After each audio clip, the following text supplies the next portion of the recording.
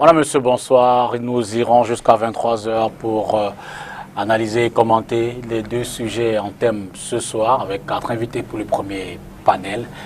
Un 5e invité nous rejoindra tout à l'heure en remplacement de l'un des 4 du premier panel. Cela dit, on va d'abord commenter cette espèce de jeu de ping-pong entre le gouvernement et une faction des séparatistes, notamment le groupe conduit par Ayok Tabé, comme vous le savez. Depuis 48 heures déjà, Ayok Tabé et ses copains à la prison principale de Yaoundé ont annoncé des négociations avec le gouvernement.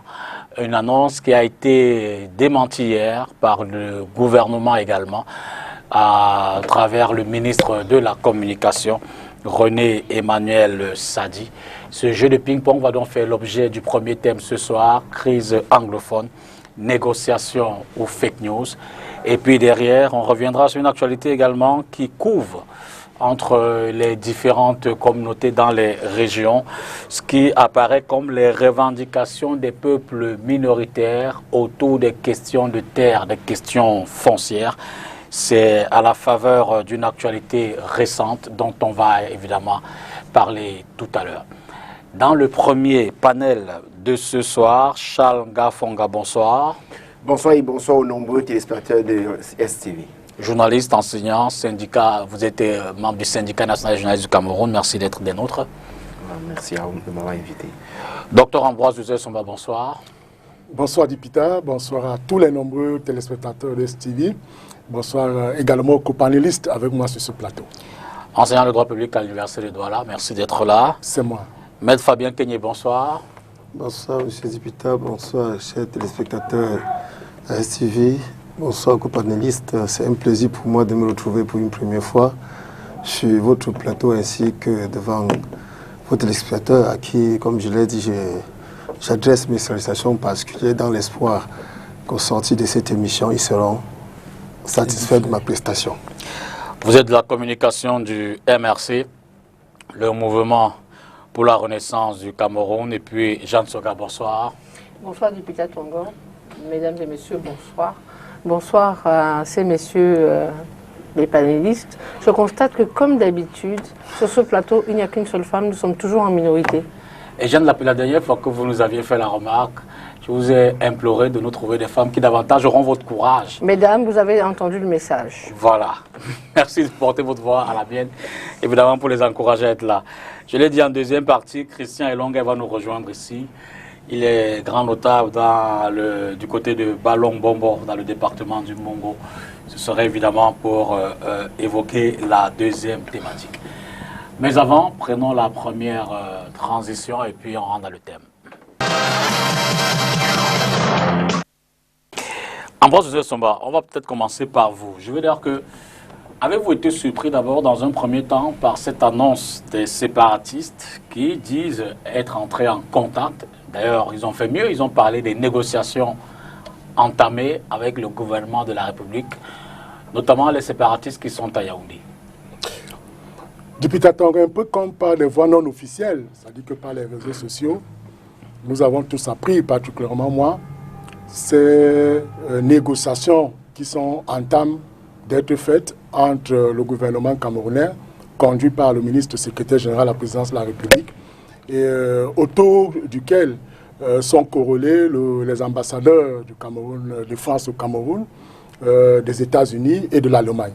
Alors, cela s'inscrit dans la logique, si on peut le dire ainsi, de la résolution des Nations Unies qui intervient le 1er juin, qui indique justement dans cette résolution que les conflits armés au sein des États puissent s'arrêter, au moins pour un délai de 90 jours pour les questions humanitaires. Vous savez que l'Organisation des Nations Unies a cette mission principale et même principielle d'assurer la paix et la sécurité entre les États et les peuples. Donc, ce qui peut justifier cette actualité qui est tout à fait brûlante, tout simplement parce que lorsqu'on a suivi l'annonce faite par le leader de l'Amazonie, Sésékou Aïtabé, vous savez, ça a peut-être surpris les uns et les autres, tout simplement parce que les rumeurs ont quand même couru de ce qu'il était sorti de prison avec un certain nombre de ses camarades qui l'accompagnaient pour cette circonstance.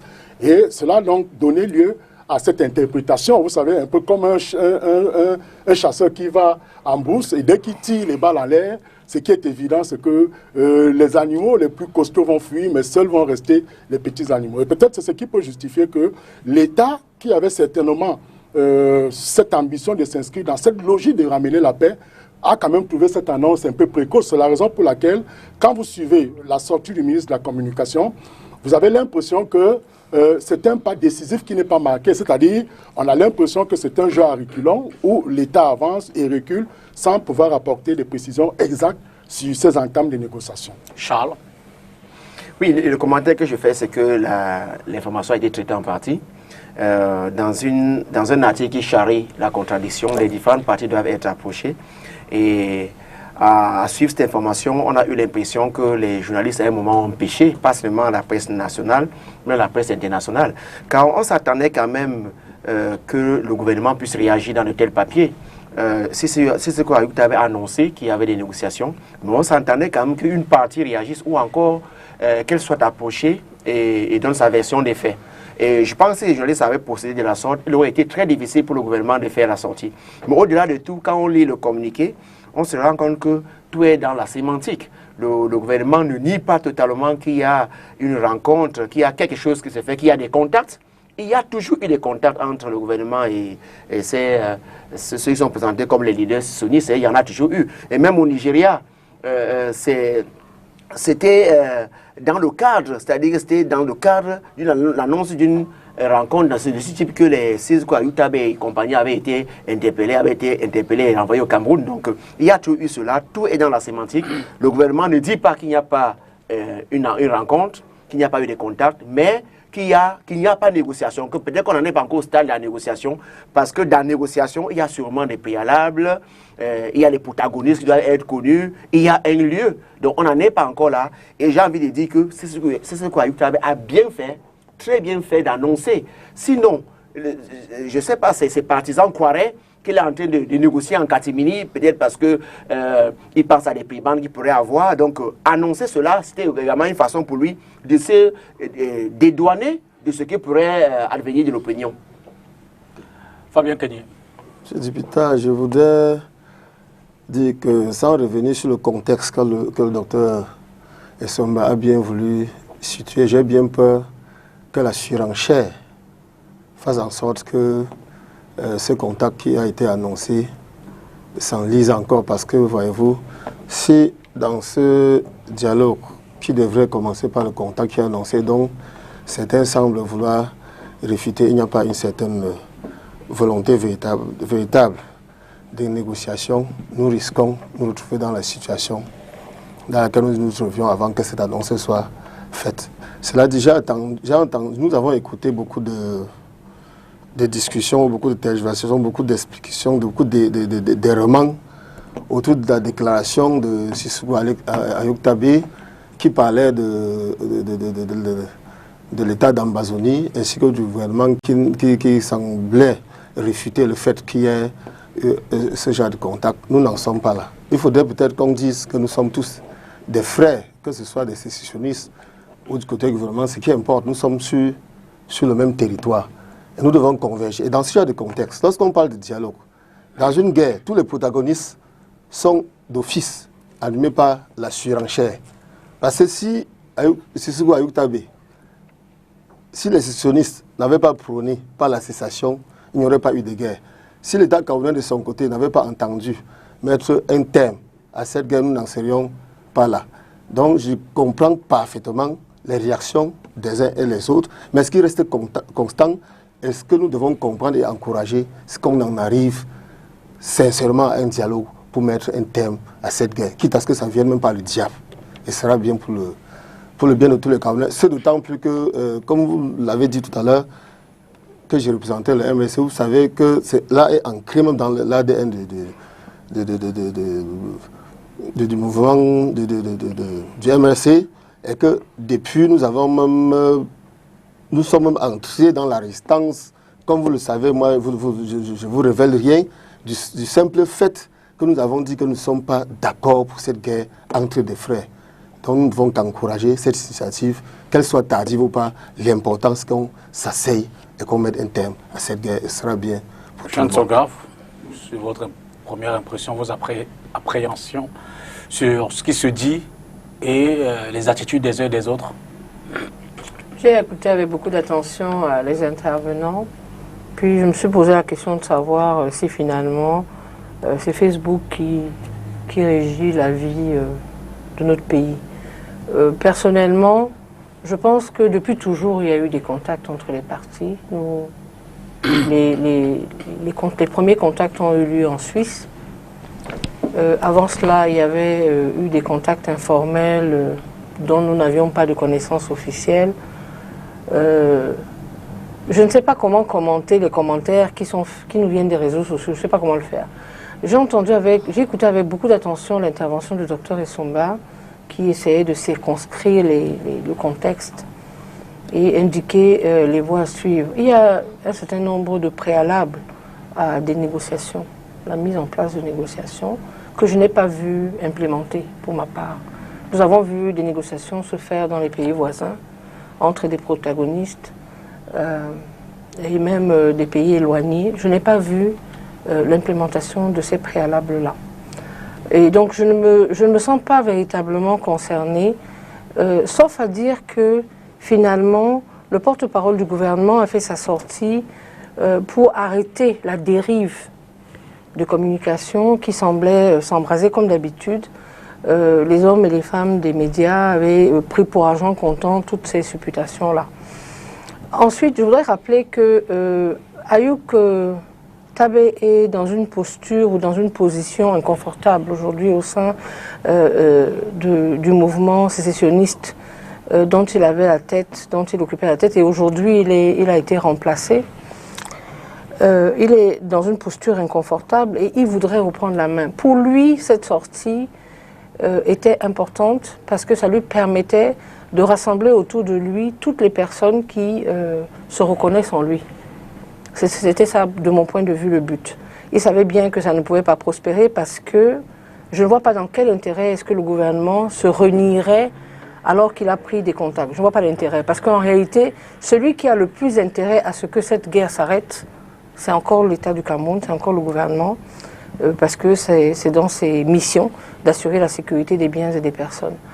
Donc, pour moi, la sortie d'Ayouk Tabé me semble être une sortie très politique, très stratégique, pour résoudre des problèmes internes liés au leadership qui se dispute avec Sako, son protagoniste. Ceux qui ont, on va dire, l'intérêt ou qui écoutent et suivent attentivement ce qui se passe du côté des sécessionnistes terroristes, parce que moi je refuse de leur donner une appellation d'un État fantôme, je refuse de le dire, parce que le langage en matière de communication est important, les mots sont importants.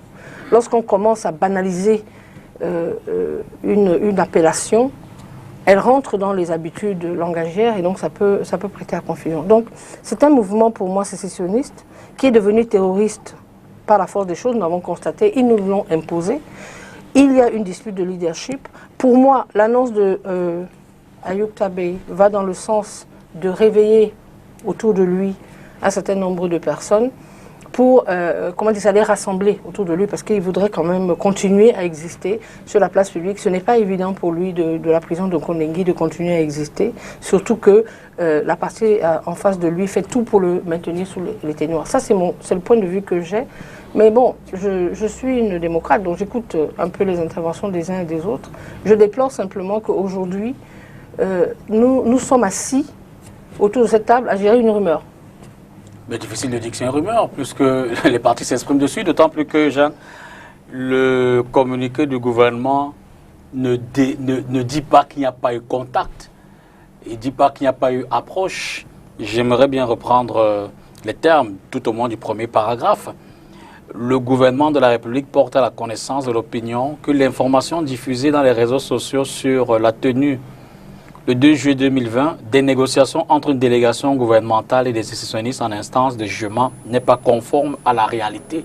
Et la question qu'on aimerait bien se poser, dommage qu'il n'y a pas de représentant du gouvernement ici, c'est qu'est-ce Quelle est donc cette vérité? Qu'est-ce qui est conforme? Alors, si nous devons nous en tenir à ce qui est dit sur les réseaux sociaux ou dans les réseaux sociaux, je dirais que nous avons tous aussi lu le pamphlet qui décrit l'histoire autour d'un malade du Covid pour lequel on a fait intervenir une équipe médicalisée qui est arrivée. Puis il y a eu une annonce selon laquelle Monsieur Ayoub Tabé était aussi concerné par les mêmes symptômes. Puis on a dû appeler des membres d'une commission en charge du suivi particulier de ces personnes-là, parce que bon, c'est des prisonniers, il faut dire, autour desquels il y a un certain nombre de choses qui doivent se mettre en place.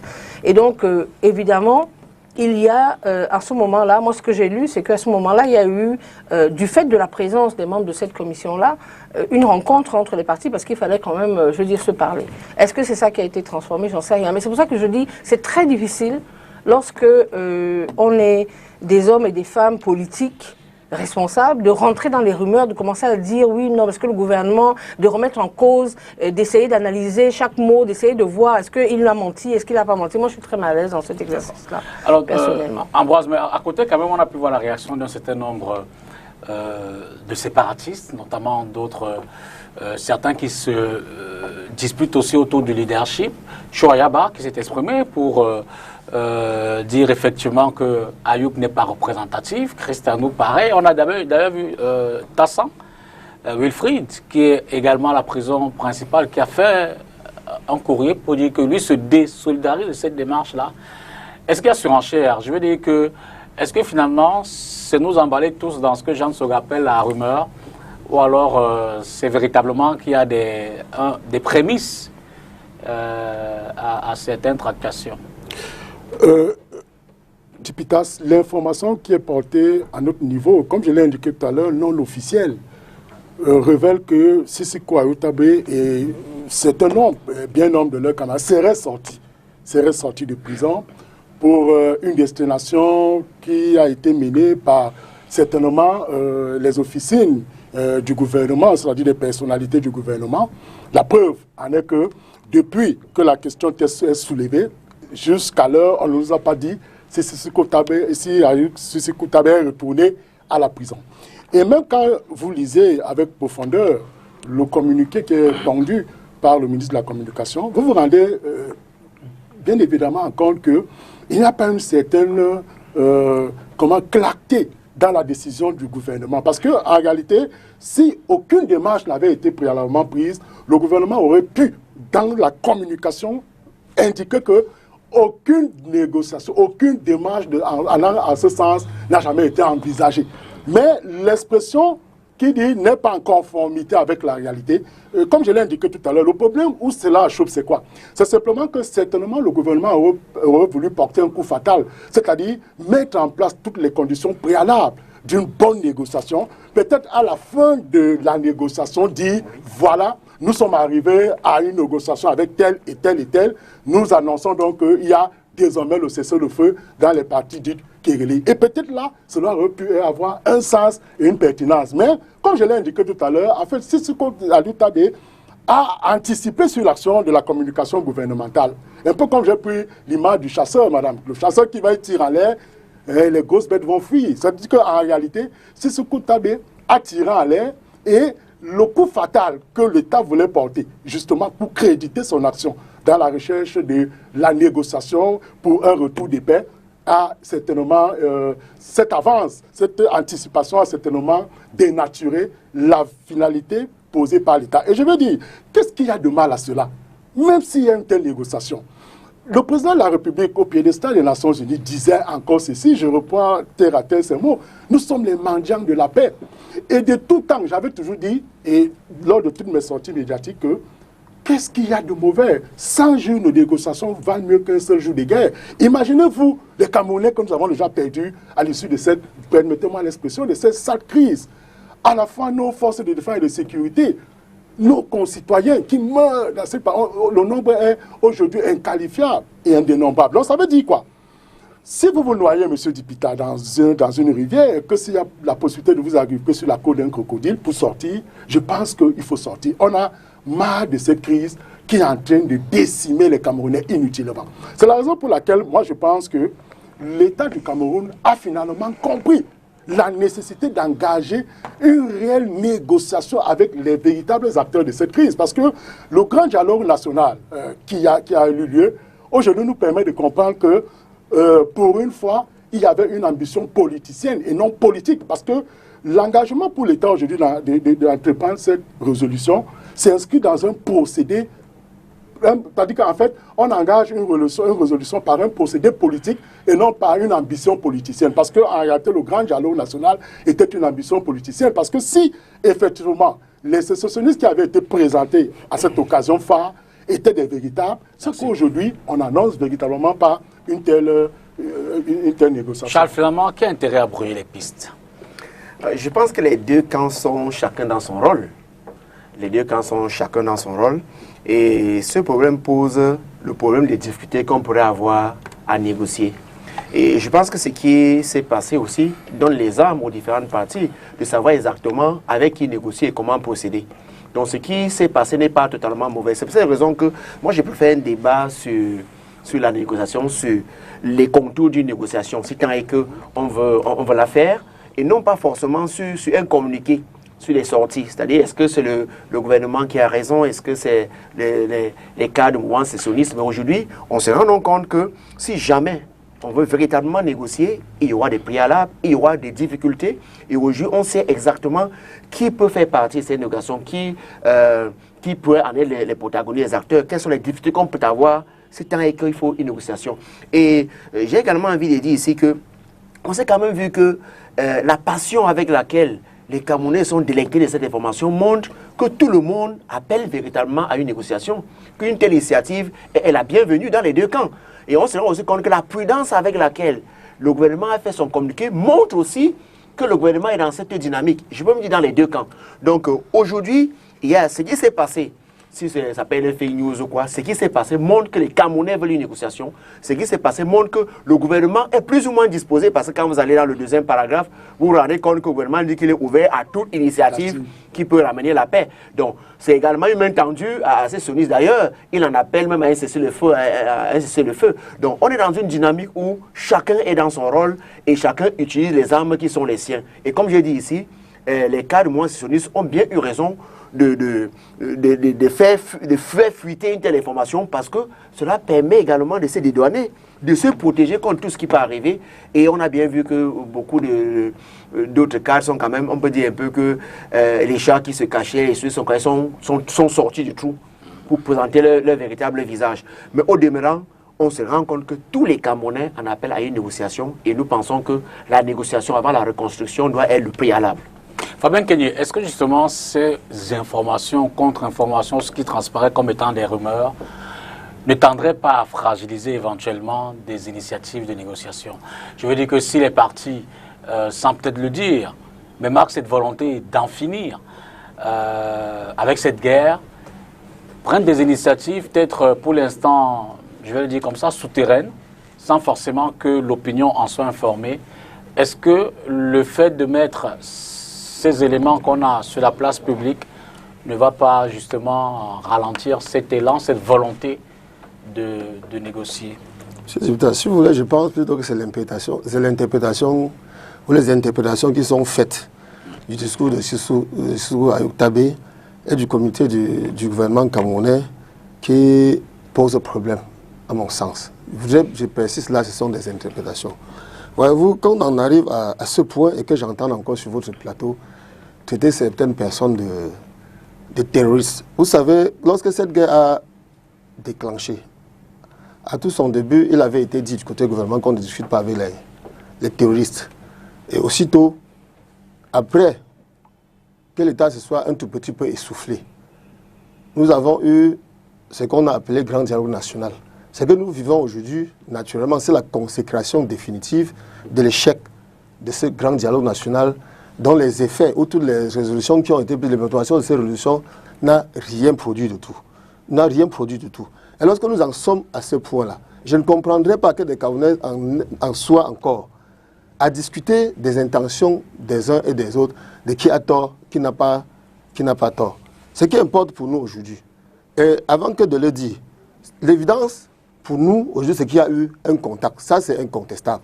Nous avons suivi, je crois, dans un média concurrent au vôtre, un avocat très proche de Sissoco Alek Tabé qui est parfaitement intégré dans ce dossier, qui a confirmé le fait qu'il y a eu ce contact. Il me semble que RFI, pour ne pas le citer, a également dit qu'il y a eu effectivement un contact. Si tel est le cas, encourageons les protagonistes à s'asseoir autour d'une table pour qu'on puisse mettre un terme à cette guerre. Ce que nous avons toujours prôné. Revenir aujourd'hui que c'est tel est terroriste, tel ne l'est pas. Et par rapport à ce terme de terroriste, je puis vous assurer que c'est là une définition internationale. Elle ne concerne pas que le Cameroun. Jusqu'aujourd'hui, ça c'est sous le contrôle du professeur Dr Somba, il ne me semble pas que la communauté internationale ait déjà traité les protagonistes du gouvernement camerounais de terroristes. Parce que quand il définit au niveau, sur le plan international, qu'on a défini certaines personnes comme des terroristes, c'est la communauté internationale qui se charge sur le plan global de mettre un terme à ces terroristes. Et c'est ce qui s'observe au Mali, en Afghanistan. Je crois que cette communauté internationale nous a prêté main forte pour lutter contre Boko Haram. Et donc il faut faire très attention. Si cette communauté internationale ne prête pas main forte pour lutter contre les sécessions du Cameroun, c'est parce qu'on pense que c'est un problème politique qui devrait être résolu entre les Camerounais sur la table de négociation. Donc nous ne pouvons que nous féliciter de ce que les gouvernants, puisque c'est l'État, il faut se le dire. On ne peut pas comparer des citoyens d'une république à un gouvernement ou des citoyens qui sont fâchés, qui ont pris les armes contre un État, à cet État-là. C'est qu'il y a su, l'État a le monopole, l'État quand on a le monopole, ou le gouvernement a le monopole de la force. Donc si nous nous trouvons autour d'une table, ce ne serait qu'une très très bonne chose. C'est ce que le MSC a toujours prôné. Et je voudrais exhorter les uns et les autres, de quelque bord politique que ce soit, que nous taisions nos querelles, vaines nos querelles inutiles, que ce soit du côté du gouvernement ou du côté des soi-disant terroristes, c'est des Camerounais qui sont massacrés. Ce ne sont pas les Boko Haram contre lesquels on lutte, non. Ce sont nos propres frères, dont encourageons tout pour danger. Je vous ai dit tout à l'heure, quand même, c'est le diable qui nous proposait la solution pour qu'on puisse épargner la moindre goutte de sang humain, ce serait la bienvenue.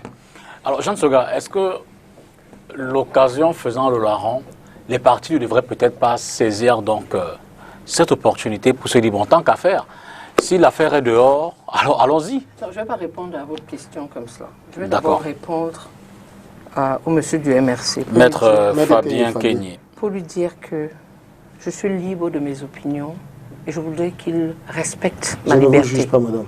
Si, vous m'avez jugé et je vous l'interdis. Parce que le terme terroriste, je l'utilise parce que comme vous, j'ai regardé les vidéos, mais contrairement à vous, je n'ai pas détourné le regard. Et je n'ai pas refusé de regarder les exactions faites aux civils. Comme vous, j'ai regardé massacrer à Mondovision Madame Ayafor. Florence. Madame, je parle de Camerounais. Je ne parle pas d'individus. Je parle des Camerounais de quelque bord que qu'ils viennent. Ces gens-là sont des sécessionnistes terroristes, monsieur. C'est votre vocabulaire que je critique. Maître, s'il vous plaît. Que je récuse. Alors, si vous permettez que je parle, parce que si vous commencez à m'interrompre, je vous interromprai chaque fois que vous ouvrez la bouche. Croyez-moi, nous ne sommes pas ici en train de parler des jeunes enfants lourdement armés de banderoles. Nous parlons ici d'un autre sujet. Laissez que les autres puissent s'exprimer comme nous respectons votre temps de parole. Allez-y, madame. Alors, j'ai décidé de vous rappeler que pour moi, ce sont des terroristes. Souffrez que je le dise. Si ça ne vous convient pas, libre à vous. Je n'en ai que faire ici aujourd'hui. Ce qui m'intéresse, c'est de relever que personne ici autour de cette table n'a prétendu que des négociations ne devraient pas avoir lieu. Au contraire, tout le monde y aspire. Tout le monde appelle ces négociations. La question est de savoir avec qui on négocie, dans quel but, et qui a intérêt aujourd'hui à ce que ces négociations n'aient pas lieu. Parce que pour ce que j'ai cru comprendre en observant la scène, contrairement à ce que vous pensez, je ne suis pas seulement dans les cuisines de mon mari. Je suis aussi observatrice de la situation politique au Cameroun. J'ai donc constaté, très cher monsieur, qu'il y a une partie qui ne souhaite pas que ces négociations-là commencent seulement. Simplement parce que sur le terrain, ils n'ont pas achevé leur mission. La mission est loin de ce que vous pensez. Ce n'est pas une affaire politique. C'est une affaire d'appropriation des terres.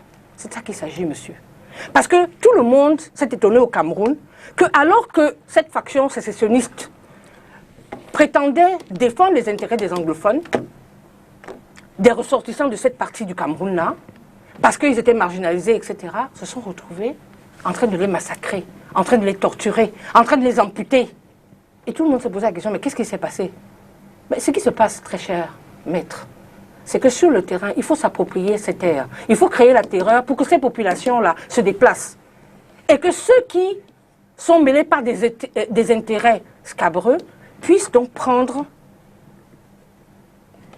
arracher ces terres-là et s'y installer. C'est de ça qu'il s'agit. Alors tant que ce n'est pas fait, ils n'arrêteront pas, ils ne voudront pas de cette négociation. Ayoub Tabé, je l'ai dit, je ne sais même pas s'il est le bon interlocuteur aujourd'hui, parce que je ne peux pas prétendre, ou je ne peux pas dire de façon formelle qu'il est représentatif aujourd'hui. Il a été à un moment donné, il s'est fait arrêter dans des circonstances non encore élucidées, non encore expliquées par les partis. Il a été remplacé à la tête de ce mouvement-là par des gens qu'on connaît, qui prônent la violence, qui appellent au meurtre des Camerounais. Je ne suis pas sûr que ce soit lui le bon interlocuteur, parce que je ne suis pas sûr que ce sera lui le seul interlocuteur. Il va falloir donc identifier les interlocuteurs, et c'est un préalable. Donc dire ici qu'il faut négocier, oui, il faut négocier, mais avec qui on négocie? Et je dis, ce n'est pas l'État du Cameroun qui a intérêt à ce que la négociation n'ait pas lieu. Au contraire. Au contraire.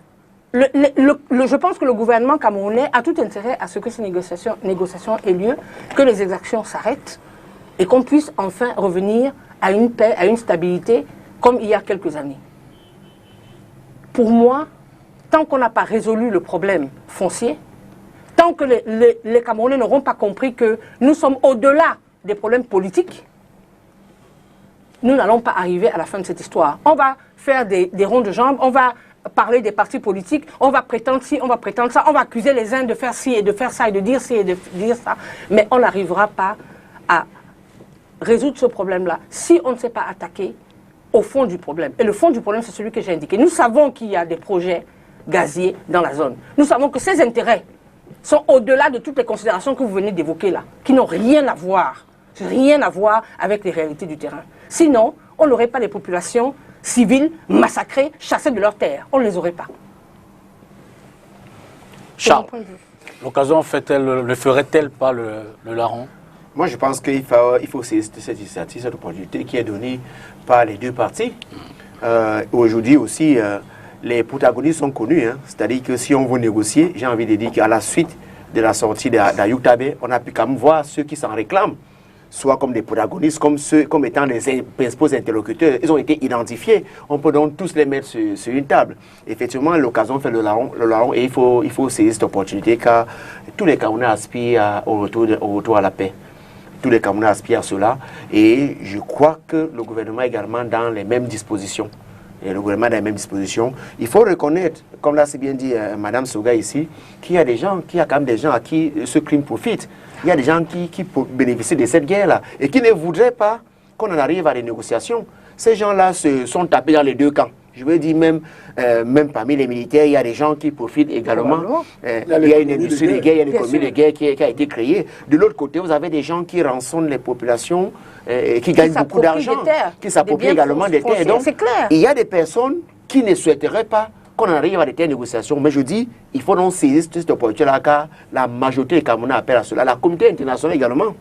On a vu, le docteur Louison ici a fait allusion à la communauté internationale, aux Nations Unies, qui appelle également de tous ses voeux qu'on puisse en arriver à cela. Donc il est peut-être temps de saisir l'opportunité qui se présente à partir du moment où il y a des gens qui se réclament être protagonistes, être ceux-là qui pourraient s'asseoir sur une table. Il faut donc saisir cette opportunité-là et négocier. Prof, qu'est-ce qui se cache derrière cette guerre?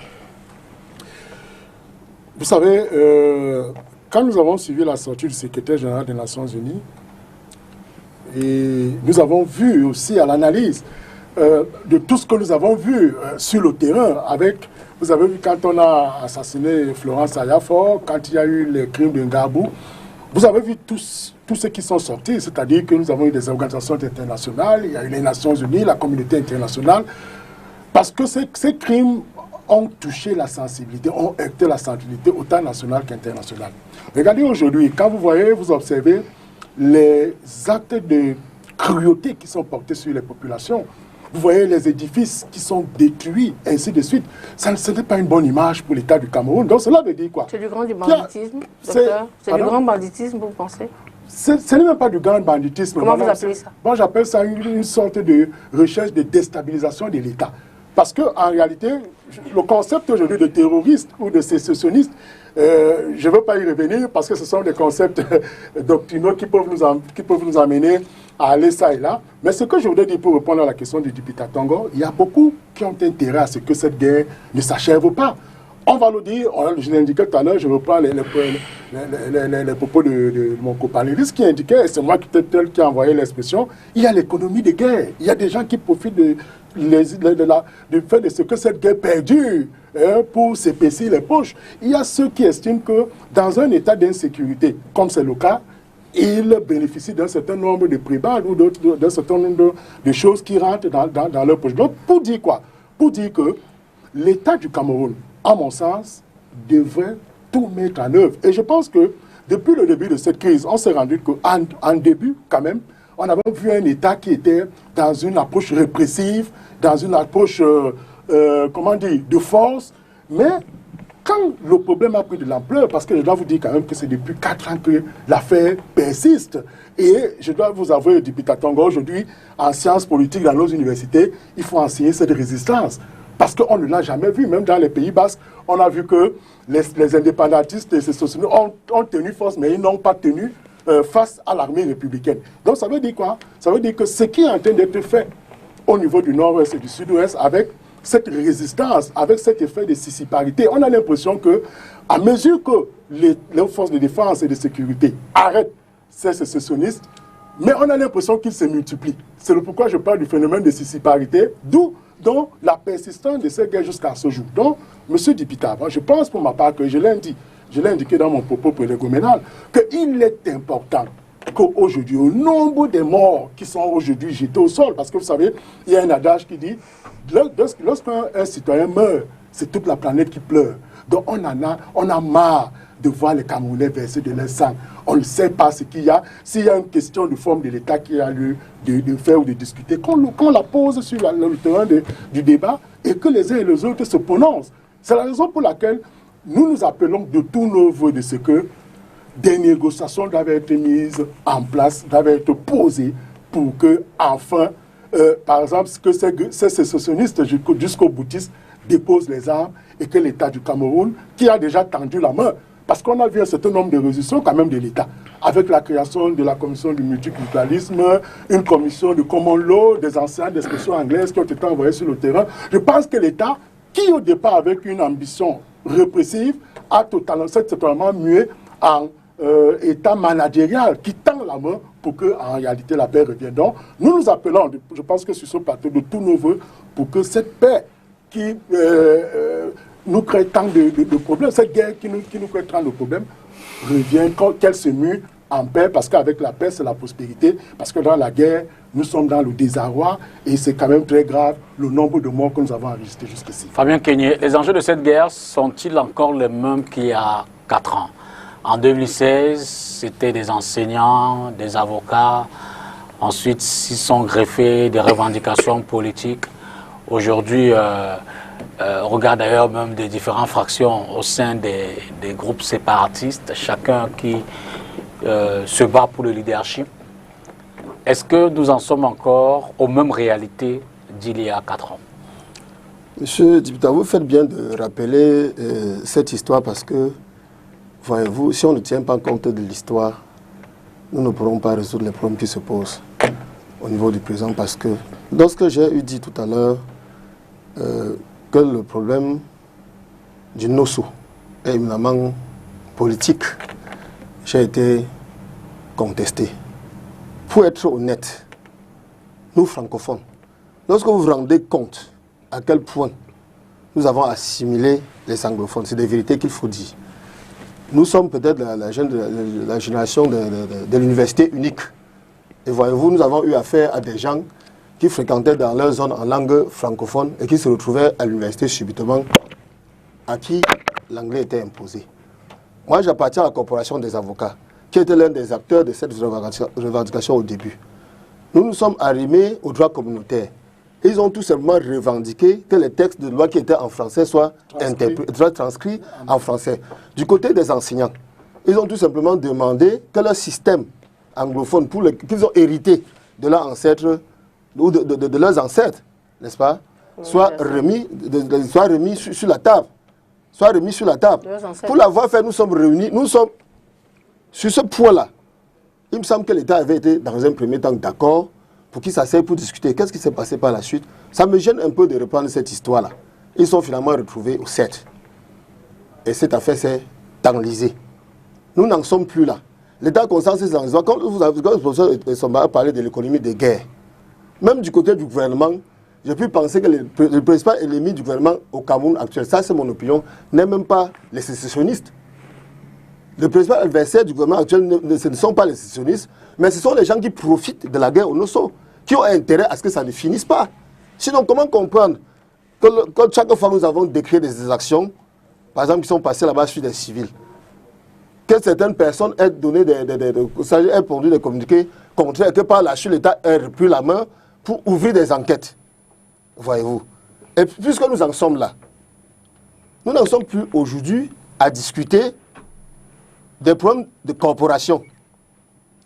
Les socialistes, d'un côté, revendiquent l'État virtuel d'Ambazonie. L'État, de son côté, dit qu'il ne peut pas jouer avec l'intégrité nationale. Je ne pense pas que sur le plan de la proportion, 10% des Camerounais soient d'accord que notre pays se divise. Pour autant, il faudrait bien qu'on fasse très très attention. On n'en est plus là à ces revendications corporatistes, mais le point fondamental, c'est la vigilance d'État. Ce sont les institutions. Si on ne s'assoit pas pour résoudre le problème, les questions d'institution des formes de l'État et autres, nous arriverons toujours, si ce n'est pas le Nosso, on en arrivera aussi à trouver d'autres poches d'éclatement dans notre pays ailleurs. Et cela pose véritablement le problème de gouvernance. Donc, malgré les pertes en vies humaines, qu'on déplore, peu importe de quelque bord que ce soit, parce qu'il a été souvent reproché, je crois, à certaines personnalités politiques de faire dans les dénonciations sélectives, n'est-ce pas? C'est pour ce qui le concerne, n'a jamais accepté de quelque manière que ce soit, que quelques Camerounais que ce soit perdre sa vie. On aurait fait l'économie de tout cela depuis très très longtemps. Donc si on en est arrivé à trouver des voies et moyens pour s'asseoir, s'il y a une brèche, il faut qu'on s'y engouffre et qu'on mette un terme à cette guerre qui nous ruine et qui ne profite à personne. Aujourd'hui, par quel bout? Oui, vous vouliez dire?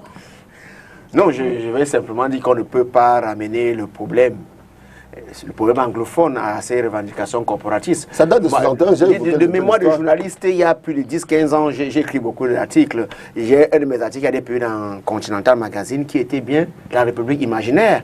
J'avais rencontré, il y avait des personnes qui se revendiquaient même comme président de cette République. Il y avait même des gouvernements qui étaient parfois constitués. Donc, il faut remonter à beaucoup plus loin que ça. On ne peut pas dire que c'est forcément ces revendications corporatistes qui ont poussé à cette crise. Donc, si cela avait été le cas, sinon les solutions qui ont été apportées, notamment la création d'une section common law à l'ENAM, on a vu également que le test Kirila a également été traduit en anglais. Il y a beaucoup de choses qui ont été faites, mais ce n'est pas pour autant que cela a pu trouver une solution. Donc il faut remonter très loin. C'est-à-dire qu'il ne faut pas qu'on se limite à ce qui se trouve. Et comme il a dit, c'est le problème politique, oui. On parle des protagonistes. Il faut également noter que même les partis politiques en sont devenus des protagonistes. On a très bien vu, il y a des partis politiques qui se positionnent par rapport à ce problème. Bon, d'autres parlent de la récupération, mais c'est normal que tous les Camerounais s'y intéressent. Donc aujourd'hui, pour résoudre ce problème-là, il faut aller très loin. Maintenant, on a une histoire, il faut remonter à l'histoire. Mais on ne peut pas effacer cette histoire-là, peut-être commencer en 61, comme vous avez dit. Il faut aller beaucoup plus loin pour dire qu'on a été des Camerounais avant que tout ce qui est arrivé arrive. Mais maintenant, tout le monde l'entend par de cette oreille. C'est pour ça qu'il faut parler avec des gens. Il faut donc s'asseoir sur les tables. Maintenant, pour ce qui est des protagonistes, le discours qui consiste à dire avec qui on va négocier, il est dépassé. Je crois que c'est un discours qui a été abondamment tenu par le président de SNC, notamment le ministre Issa Chiroma, qui a versé beaucoup de Camerounais, car ces protagonistes sont connus. Et encore, le jet qui a été lancé tout récemment a permis d'identifier encore les protagonistes. Donc aujourd'hui, on sait avec qui on peut s'asseoir sur une table pour négocier. Il faut le faire. Il faut le faire je me dis que cela urge, il faut le faire urgemment, si tant est que on veut que la situation revienne à la normale. Moi, j'ai aimé la relativité de Mme Soga tout à l'heure, quand elle précisait que Sissoko Ayoutabé, en fait, n'est plus le seul. C'est-à-dire que n'est plus le seul leader qu'on peut éviter sur la terre. Parce que ceux qui s'en réclament sont connus. Et autres ont élevé la voix pour dire que non, écoutez, ce n'est pas celui-là aujourd'hui qui sur le terrain maîtrise, qui sur le théâtre des affaires maîtrise mieux tout ce qui se passe. Donc, Monsieur Dipita, la question aujourd'hui me semble préoccupante. Je le dis très bien que un État ne peut pas rester dans une logique répressive jusqu'au bout, dans une logique justement de l'État qui est détenteur du monopole de la contrainte légitime. Non, nous sommes aujourd'hui dans la théorie de l'État managérial. C'est-à-dire que lorsqu'un problème comme celui-là, qui depuis 4 ans stabilise, cristallise dans le sens justement d'une insécurité qui ne va que grandissante, je pense qu'à un moment donné, que les sécessionnistes jusqu'au boutistes quand même comprennent qu'il faille déposer les armes, mais moi, que l'État je ne sais pas, on enfonce des portes ouvertes. C'est l'État qui appelle à la négociation. Ils le disent chaque fois qu'il y a une prise de parole allant dans ce sens. Le ministre de la Com, nous continuons à penser... négociation. Non, ils appellent à la négociation et au dialogue. Ils appellent à la négociation et au dialogue. Ce qu'ils ont dit, c'est que pour le cas d'espèce, là, qui a donné lieu au communiqué ou à la communication de Ayoutabé, ils disent que la forme n'y était pas. Ce n'est pas la forme que ces pseudo-contacts avaient. C'est ce qu'ils ont dit.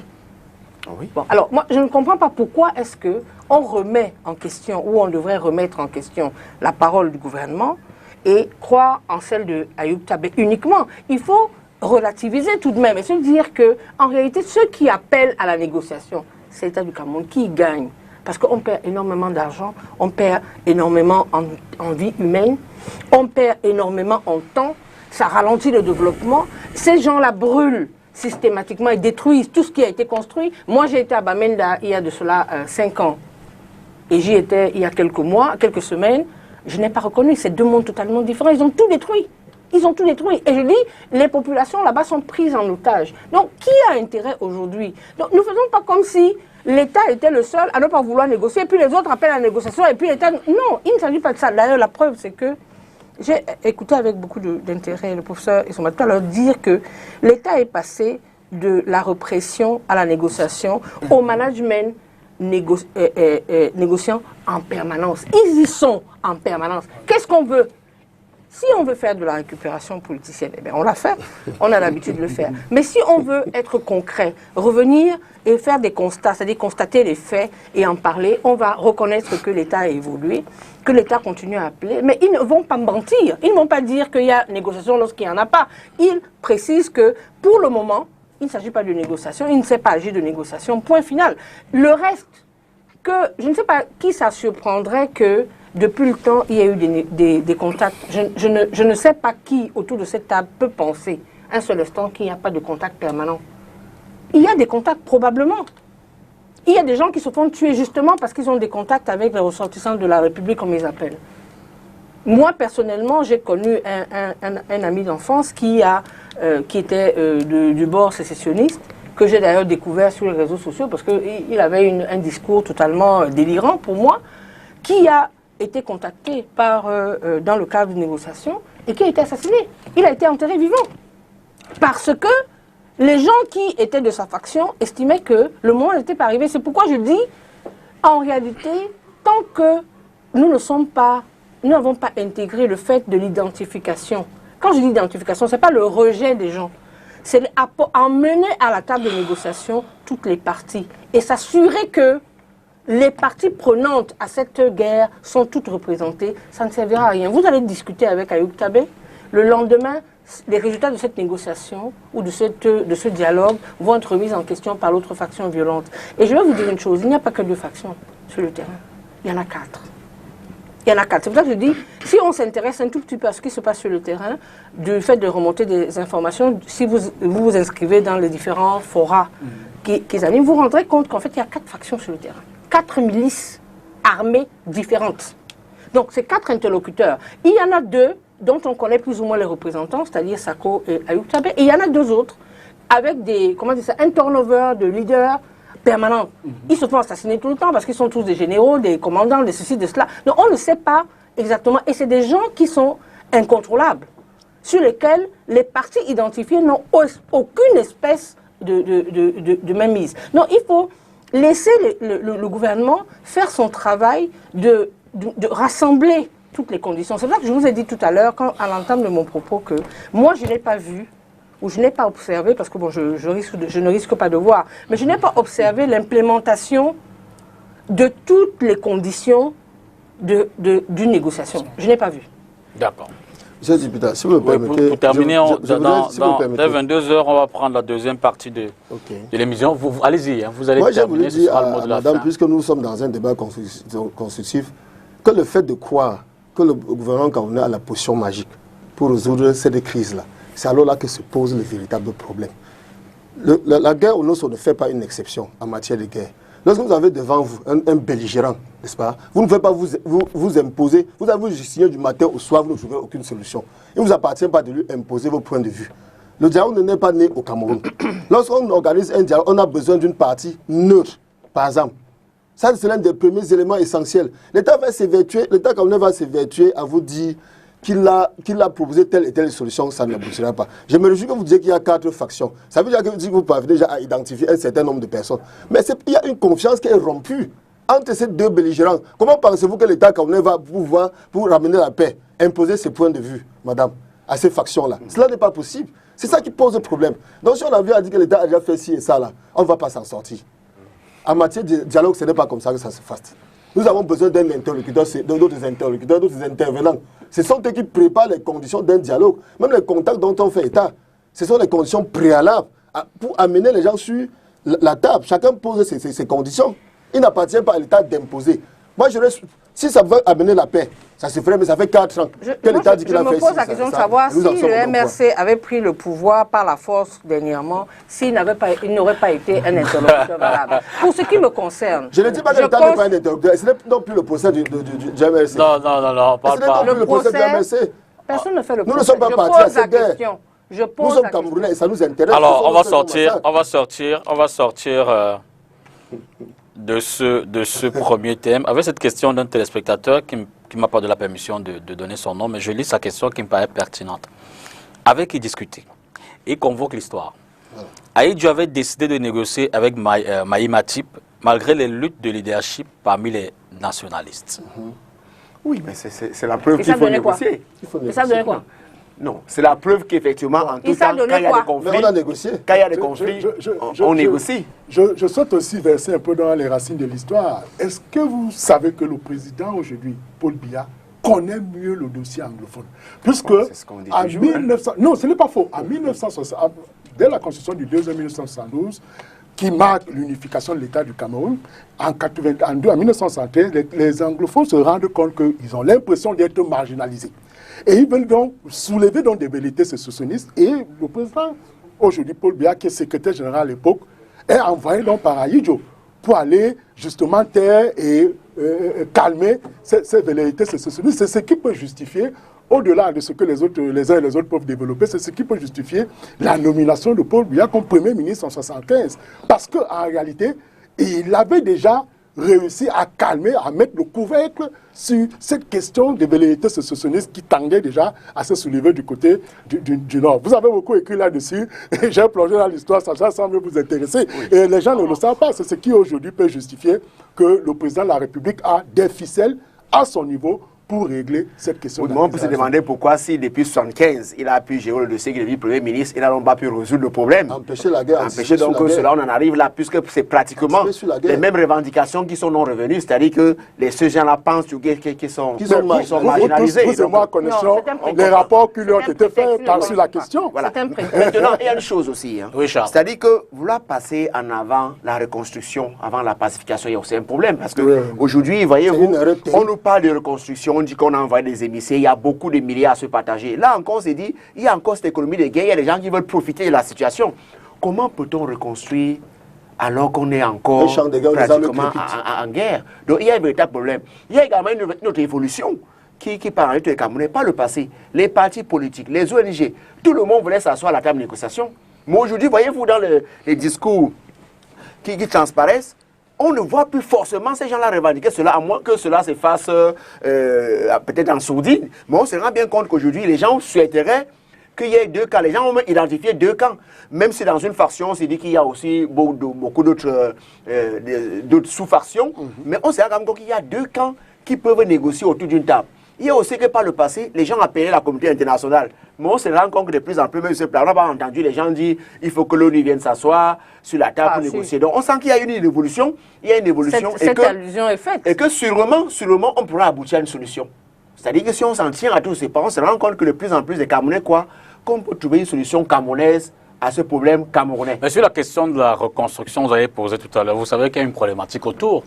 Et c'est fondamentalement poser la question de savoir les zones qui étaient prises et qui sont désormais pacifiées, vont-elles attendre que celles qui sont encore sous le conflit, que le conflit se termine avant de reprendre la reconstruction? Non, je pense que une politique de 2 poids 2 mesures ne pourrait pas arranger. C'est-à-dire c'est difficile aujourd'hui. C'est difficile de dire qu'il y a des zones qui ont été pacifiées. Dans les grandes villes, c'est facile, mais voyez-vous, pour faire une route, un pont, il faut rester sur le chantier pendant 2, 3 mois, 1 an, 2 ans. Mais qu'est-ce qui peut arriver au bout d'un an, 2 ans? C'est-à-dire, est-ce qu'on a pensé à tout cela? C'est difficile aujourd'hui de dire qu'on peut reconstruire alors que vraiment on n'a pas encore véritablement pacifié. Je crois qu'il y a quand même un semblant de retour à la paix, mais il faut aller au-delà de cela pour qu'on ait une paix véritable. Il faut se projeter dans l'avenir. Il faut indiquer des voies. Si on ne parle pas de reconstruction, on ne parlera pas de tout ce qui doit précéder la reconstruction. Et tout ce qui doit précéder dans tout ce qui doit précéder la reconstruction, il y a aussi les dialogues, il y a aussi le cessez-le-feu, il y a aussi les négociations. Vous en convenez avec nous. Mais ce que je veux dire, c'est que nous n'allons pas priver le sud-ouest de sa reconstruction parce que le nord-ouest n'est pas pacifié. Par exemple, je prends un exemple, c'est un exemple d'école. Il va falloir que vous et moi, on convienne que la reconstruction va se faire par étapes, parce que la pacification se fait par étapes. Il y a une zone qui a été pacifiée par la force, qu'on le veuille ou pas, il faut bien l'admettre, il a bien fallu l'utiliser. Et puis, il y a une autre qui va se pacifier, soit par la force, soit par la négociation, soit par le dialogue, peu importe la solution qu'on va trouver. Et moi, je suis d'avis que les Camerounais peuvent trouver la solution à leurs problèmes.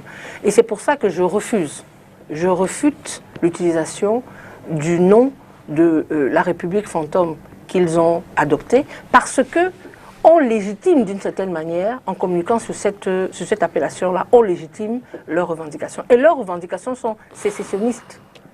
Le reste, mais elles ont toujours existé. Merci Jeanne. Elles ont toujours existé. Maître Kenyé, on va dire merci à Charles Gafongan qui était là pour la première partie de cette émission, notamment le premier thème. Merci infiniment Charles. On va vous raccompagner et puis recevoir Christian Elonguet tout à l'heure pour le deuxième thème et ce sera derrière la transition.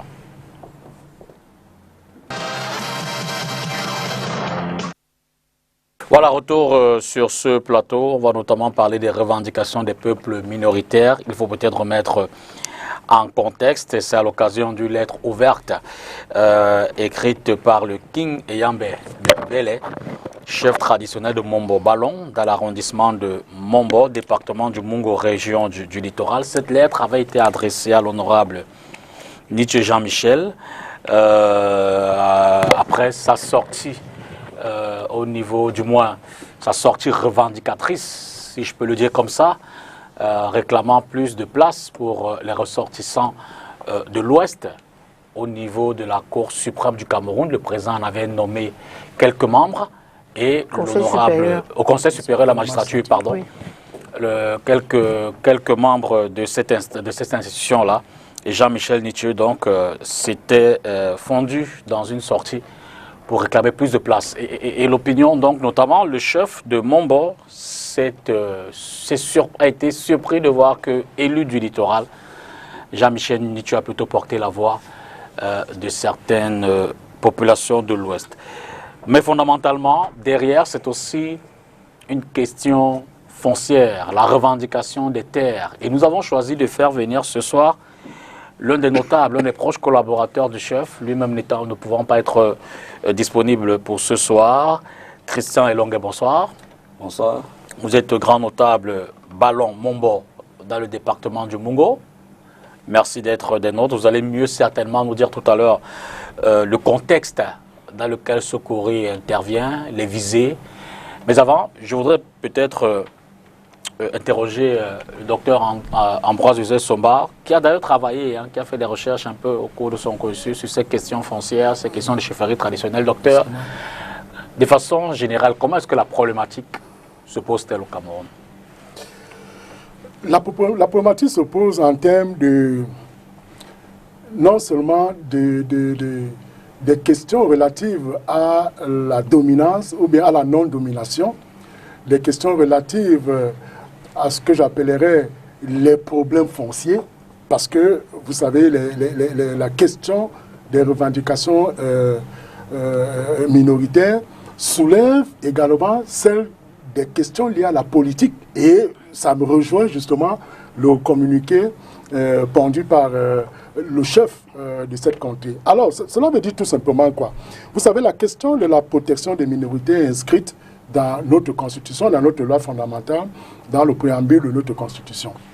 Et au-delà de cela, la Déclaration universelle des droits de l'homme et du citoyen du 10 décembre 1948, et également dans son ancrage théorique et législatif, consacre cette même protection pour dire qu'en réalité, dans un contexte où il y a des minorités, pourquoi? Parce que la question des minorités, ici, veut tout simplement dire que qui doit être distincte de la question de l'autochtonie des peuples, parce que les minorités et la question autochtone n'est pas la même, parce que les minorités, cela veut dire que dans une assise territoriale, vous vous retrouvez qualitativement et quantitativement inférieur à la majorité de la population qui vit sur ce territoire, bien entendu avec le lien juridique du lien des nationalités. Alors ça veut simplement dire quoi?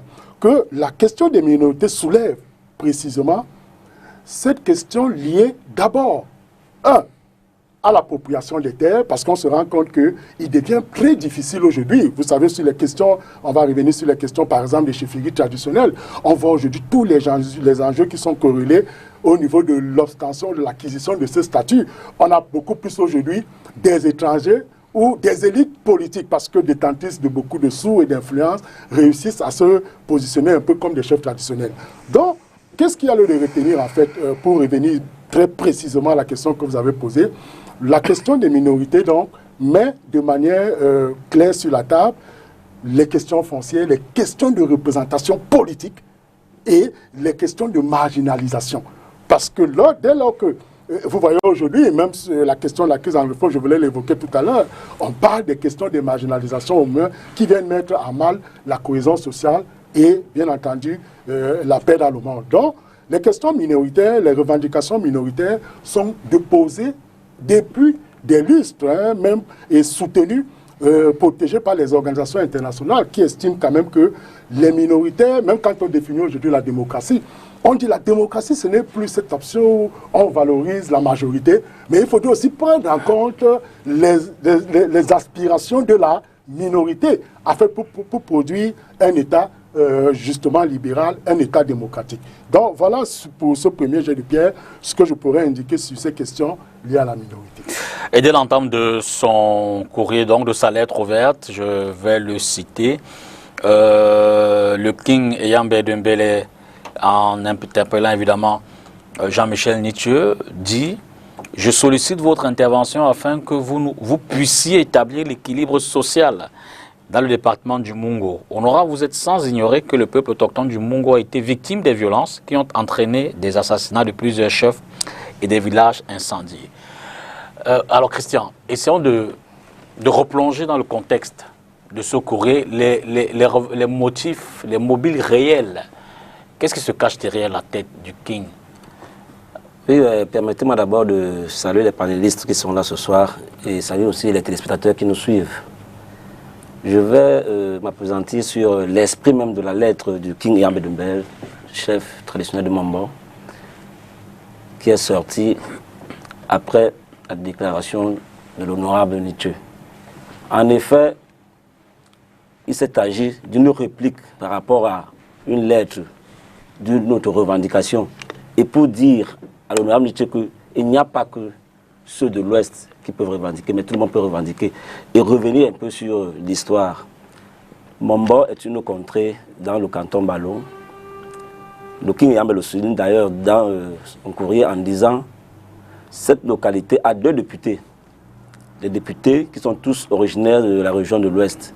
Si effectivement, honorable Nietzsche a ce souci de l'équilibre social, comme il se place aujourd'hui comme un équilibriste, qu'il le revendique également pour le compte des autorités en disant à ses frères ressortissants de l'Ouest que, allons-y, est-ce que vous pouvez permettre à cette contrée, qui a 2 représentants aujourd'hui à l'Assemblée nationale, d'en offrir un de ces 2-là à la communauté autochtone, au lieu de reprendre ces 2 postes. Voilà une ville, Mombo, qui a 2 députés à l'Assemblée nationale. Ça ne peut pas se comprendre. Pour le King Yambe, je dis bien, je suis dans l'esprit même de la lettre du King Yambe de Mbele. Il va donc aussi un peu plus loin, dans le même contexte de la déclaration de l'honorable Nietzsche en disant « Honorable, vous avez dit que l'Ouest a été rayé dans le Conseil de la magistrature suprême. Et qu'est-ce que le Mungo aussi a? Qu'est-ce que le Mungo a reçu? Vous avez parlé des frustrations qui peuvent même amener certaines contrées à se retrouver dans la situation du Nozo qui a été aussi oublié, dont les préoccupations n'ont pas été prises en compte. Si on continue dans cette lancée, ça veut dire qu'un autre Nozo va naître ailleurs. Alors, l'esprit même de la lettre de Sa Majesté Yambe de Mbele, pour rappeler à l'honorable Nietzsche que placez-vous bien en équilibriste et celui qui revendique pour les populations.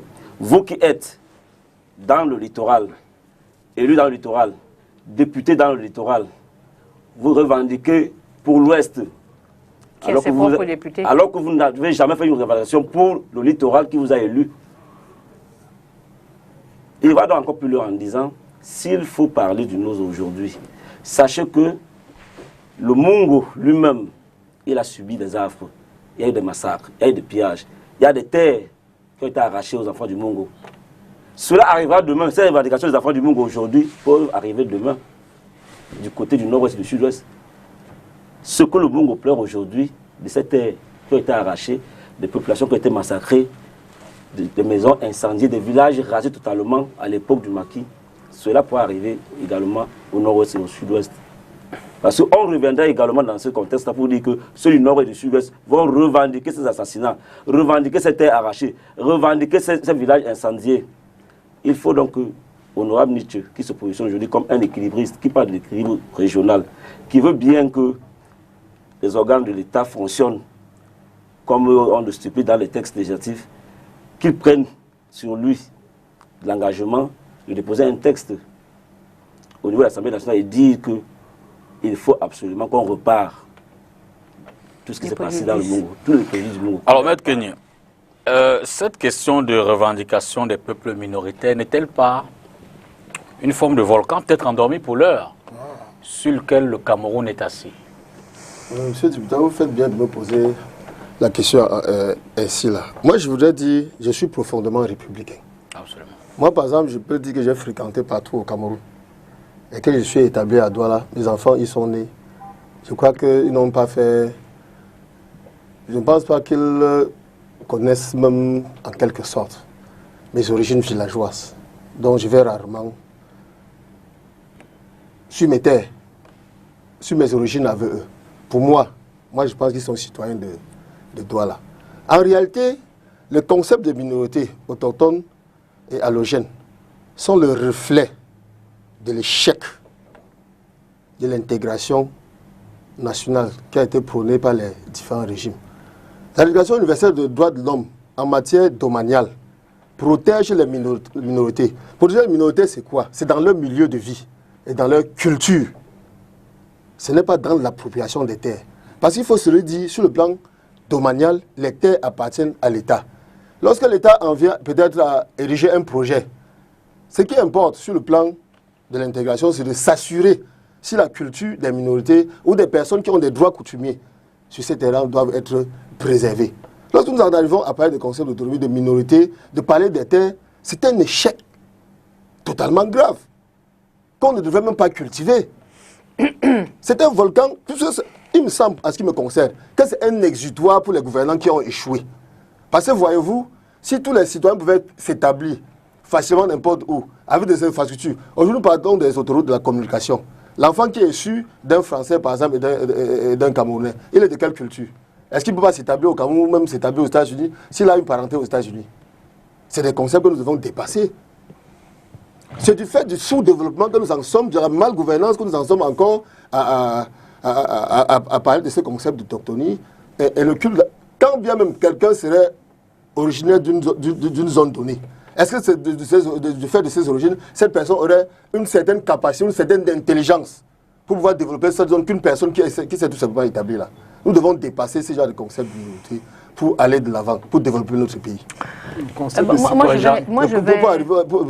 je vais réagir parce que je vais reciter Maître Kenny qui disait tout à l'heure que si on ne tient pas compte de l'histoire, nous ne pourrons pas résoudre les problèmes. Absolument.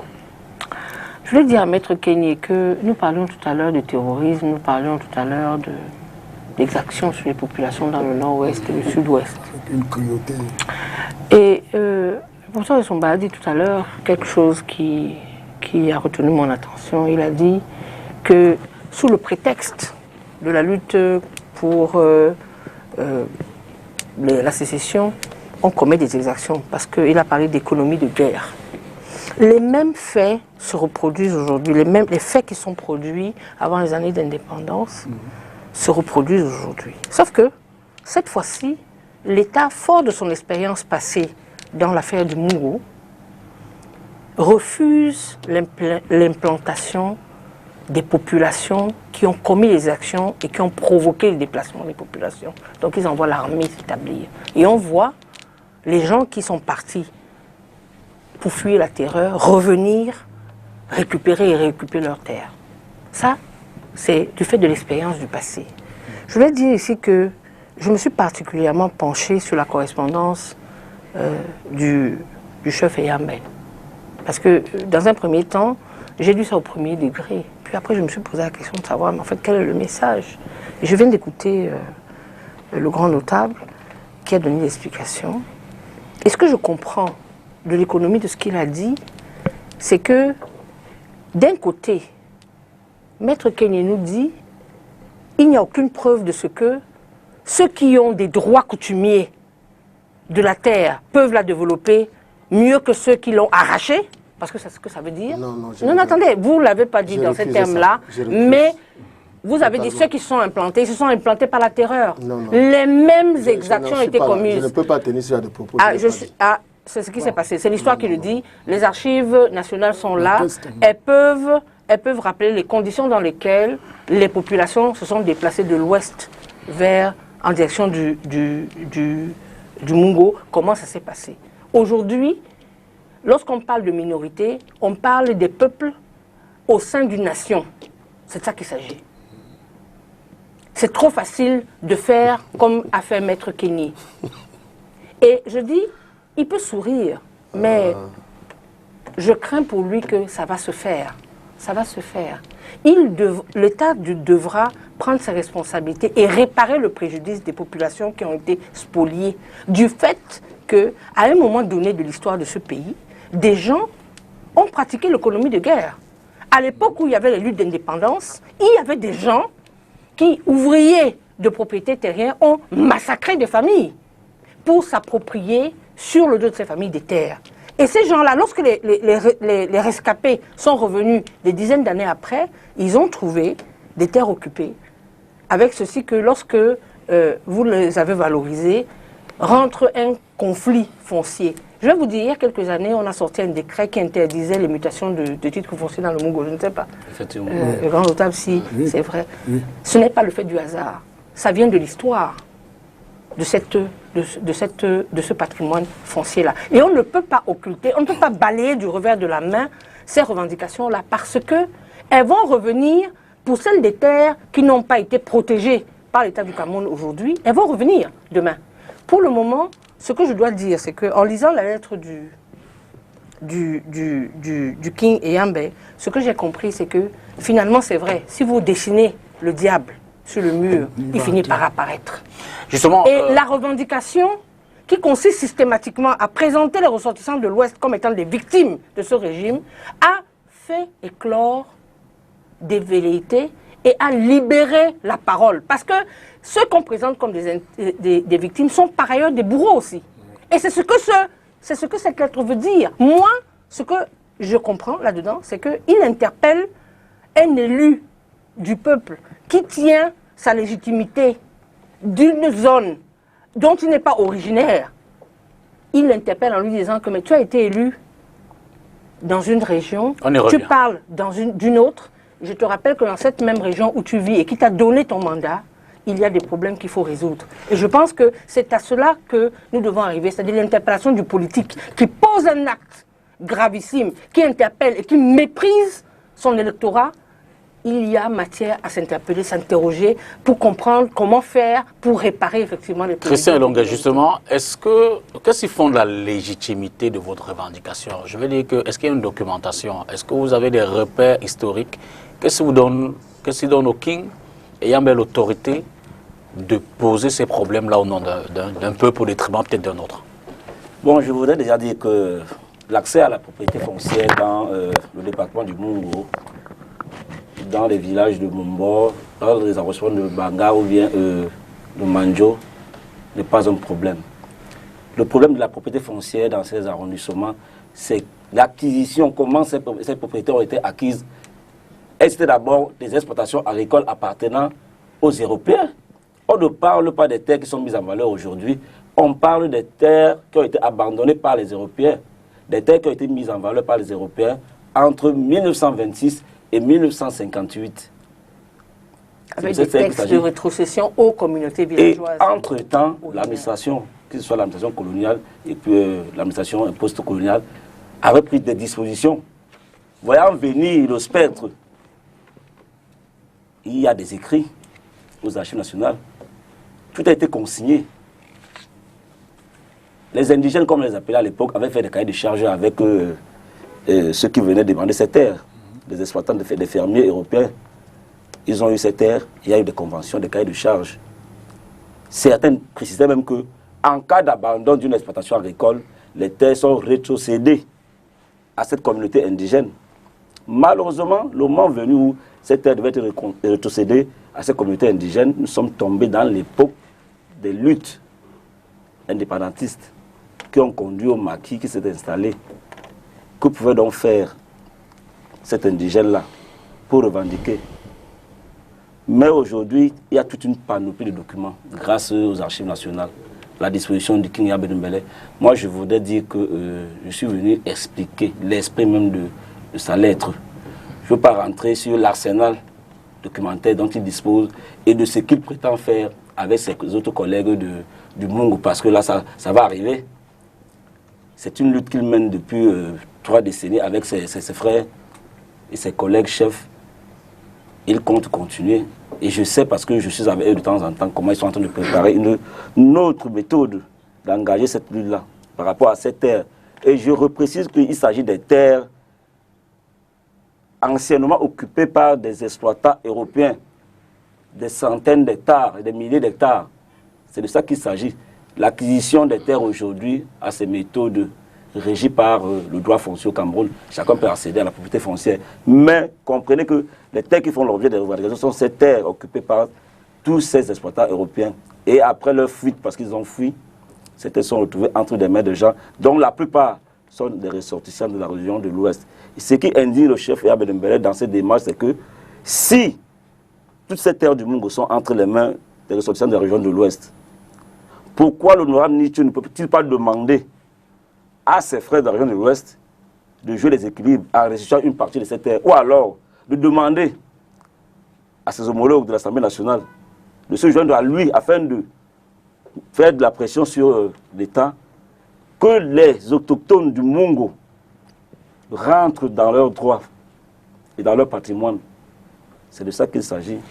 Ambroise Nsomba, est-ce que les problématiques de ce genre telles qu'elles se posent n'est pas la preuve que la législation dans le domaine n'est pas assez, soit très peu appliquée, très peu observée, très peu regardée, ou alors n'est pas assez pointue pour nous épargner de ce genre de dilemme?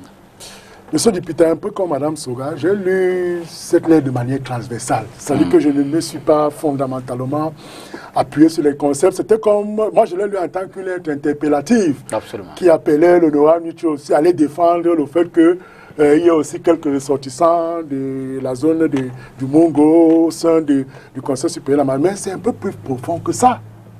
Vous savez, les questions de revendication minoritaire peuvent déboucher, et ça c'est très dangereux, sur les problèmes de coexistence pacifique, d'intégration nationale, de cohésion nationale et même de sécession.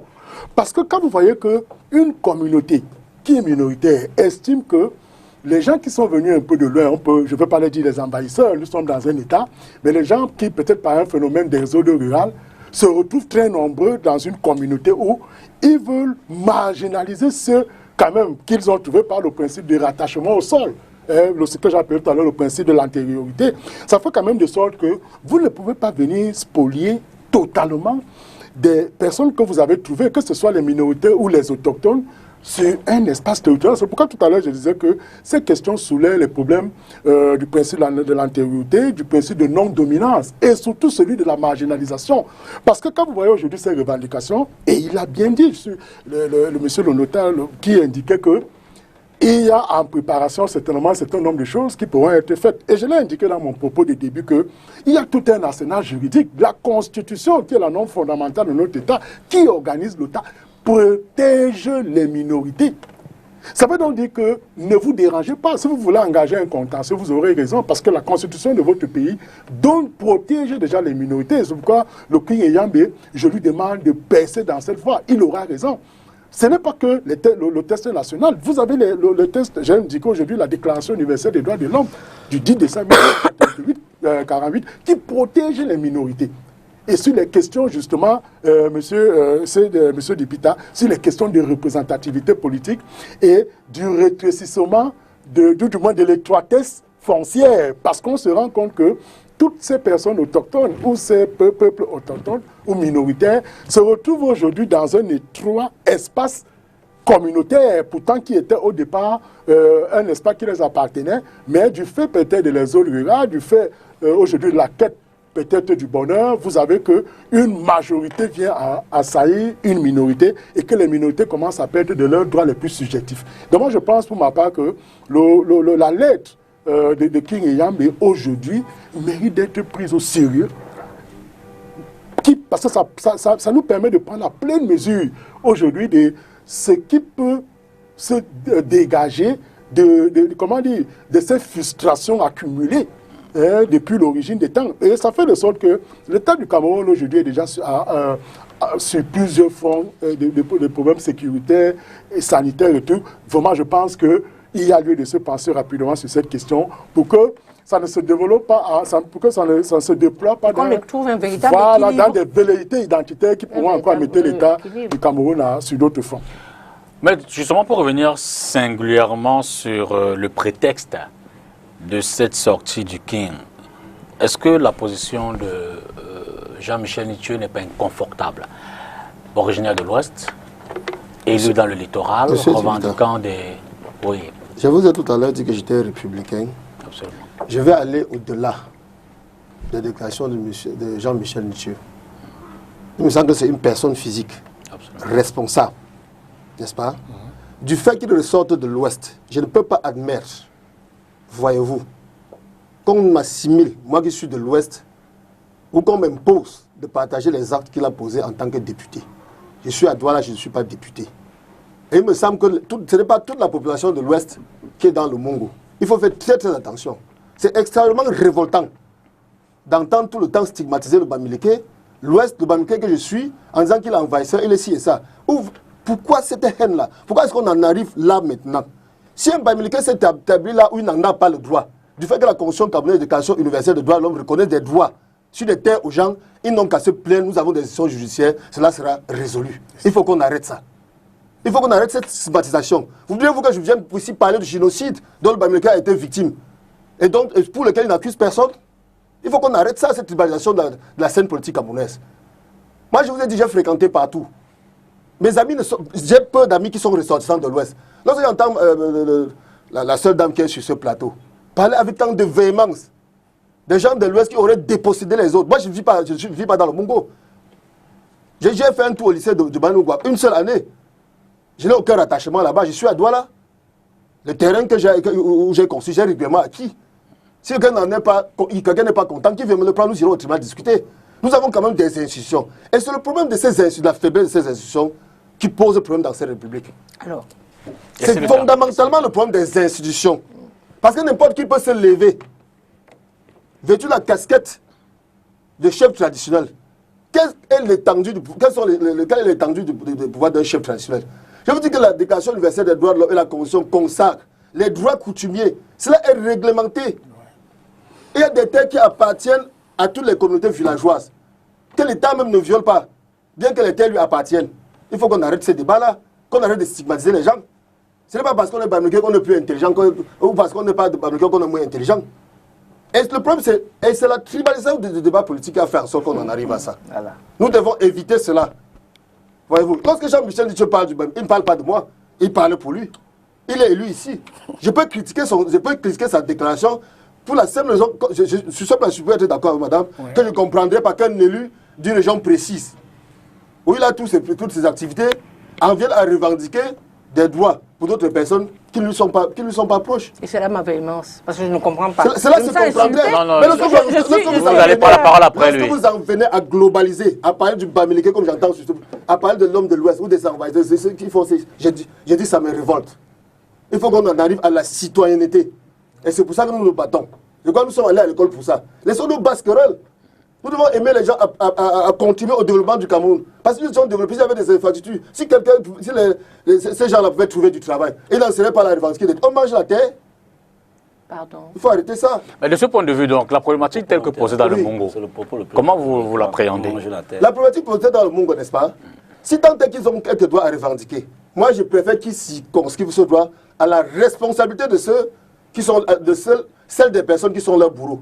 Mais je ne peux pas admettre qu'on en vienne à dire... On doit parler des origines. Je ne peux pas admettre, madame, s'il vous plaît. Je ne peux pas admettre qu'on en vienne à dire les gens de l'Ouest ont fait ci au Mungo. Et pour aller même plus loin, qui parmi nous peut me dire ici d'où il est venu pour s'établir dans le Mungo là? Qui peut me dire d'où il est venu pour s'établir ici à Douala? C'est la raison pour laquelle il fallait éviter une stigmatisation tribale. Qui peut dire d'où il est venu pour s'établir à Yaoundé? D'où il est venu pour s'établir au nord? Par la force des choses, nous sommes retrouvés sur le même territoire. Nous partageons une même nation. C'est ça le problème. Apprenons à être citoyens. Alors, moi, je reprends les propos de Maître Kenyé. Comme d'habitude, ils sont dans la géométrie variable. C'est-à-dire que tout dépend... de Maître Kenyé pour l'instant. Comme d'habitude, ils sont dans le même schéma. Ce qui les arrange à un instant précis les dérange par ailleurs. Il a dit tout à l'heure que si on ne tient pas compte de l'histoire, nous ne pourrons pas résoudre des problèmes. La lettre du King Eyambe pose un problème. Celui de la prise en compte des problèmes des communautés, du territoire où on a été élu. D'accord?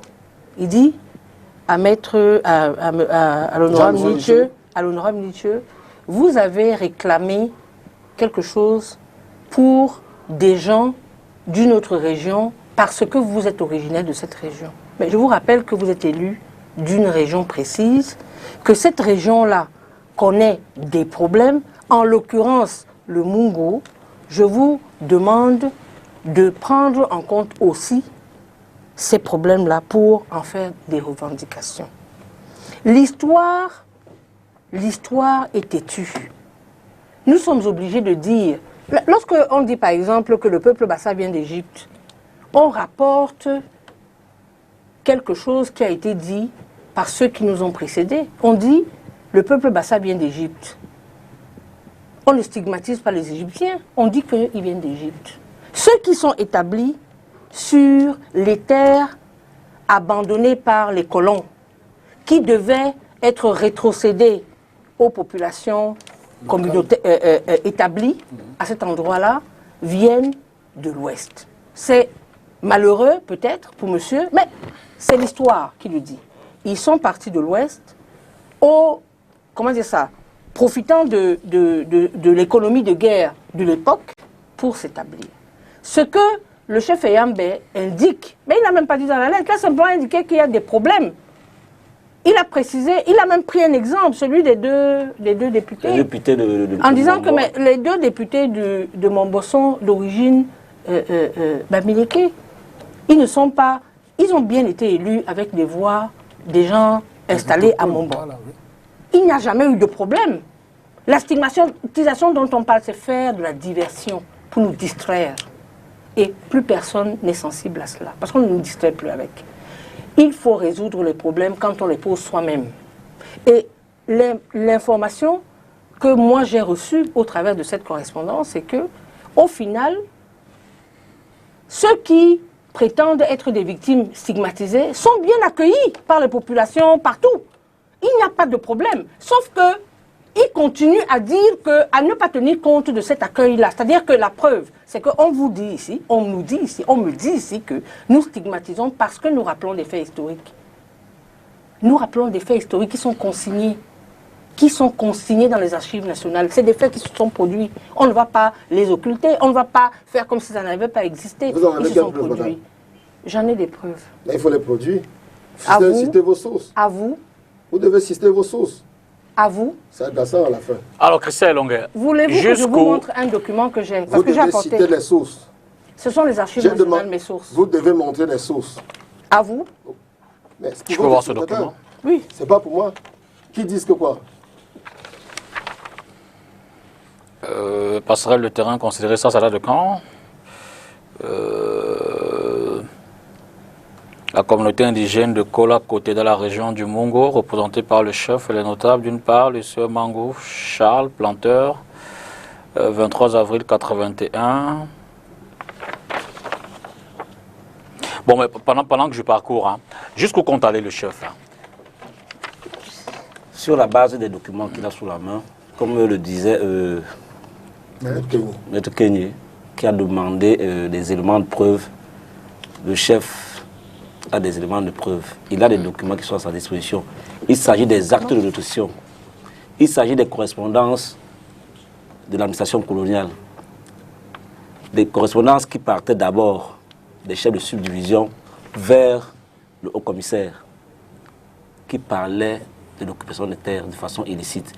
Et des dispositions que communiquait le chef de subdivision à ses collaborateurs de terrain pour leur dire que faites attention, ce qui arrive là est très dangereux. Je vous dis, beaucoup de correspondances.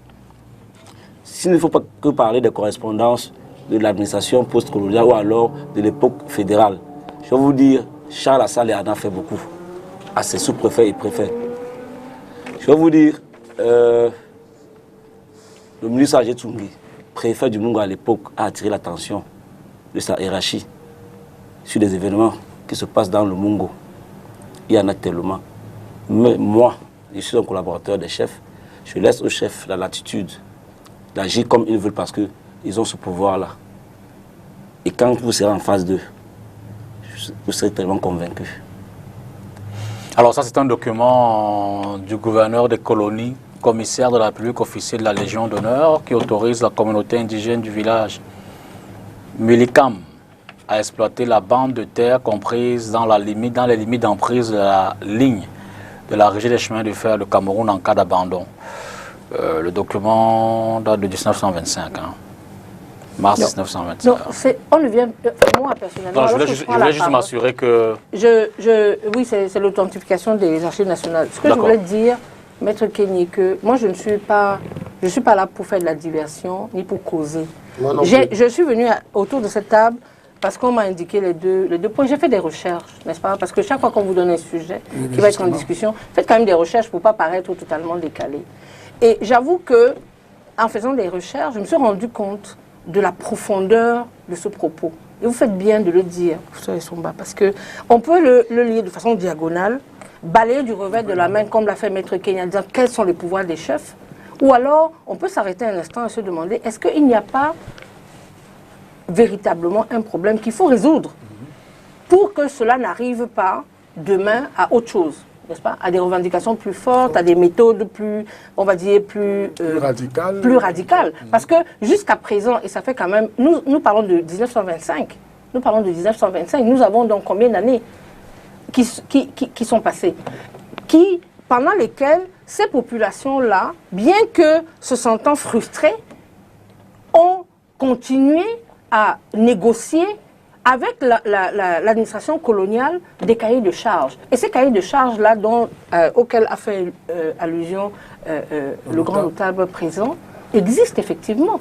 Les colons ont ceci de particulier, c'est qu'ils nous ont laissé des archives. Peut-être que nous n'avons pas bien pris la relève, nous n'avons pas peut-être bien constitué les archives qui sont les nôtres. Nous avons passé le temps à les brûler comme c'est le cas dans le Nord-Ouest. Mais les archives nationales ont tous ces documents-là. Donc ce n'est pas une diversion, ce n'est pas une causerie, ce n'est pas une accusation, c'est un constat de ce qui s'est passé. C'est des faits historiques qu'on rappelle simplement. Et je dis bien que si ça avait été le peuple dont je suis originaire, qui est le peuple Bassa, qui avait traversé, j'aurais dit tranquillement, que les Bassa ont effectivement envahi, à un moment donné de l'histoire de ce pays, un patrimoine foncier qui ne leur appartenait pas, dans lequel ils n'avaient pas de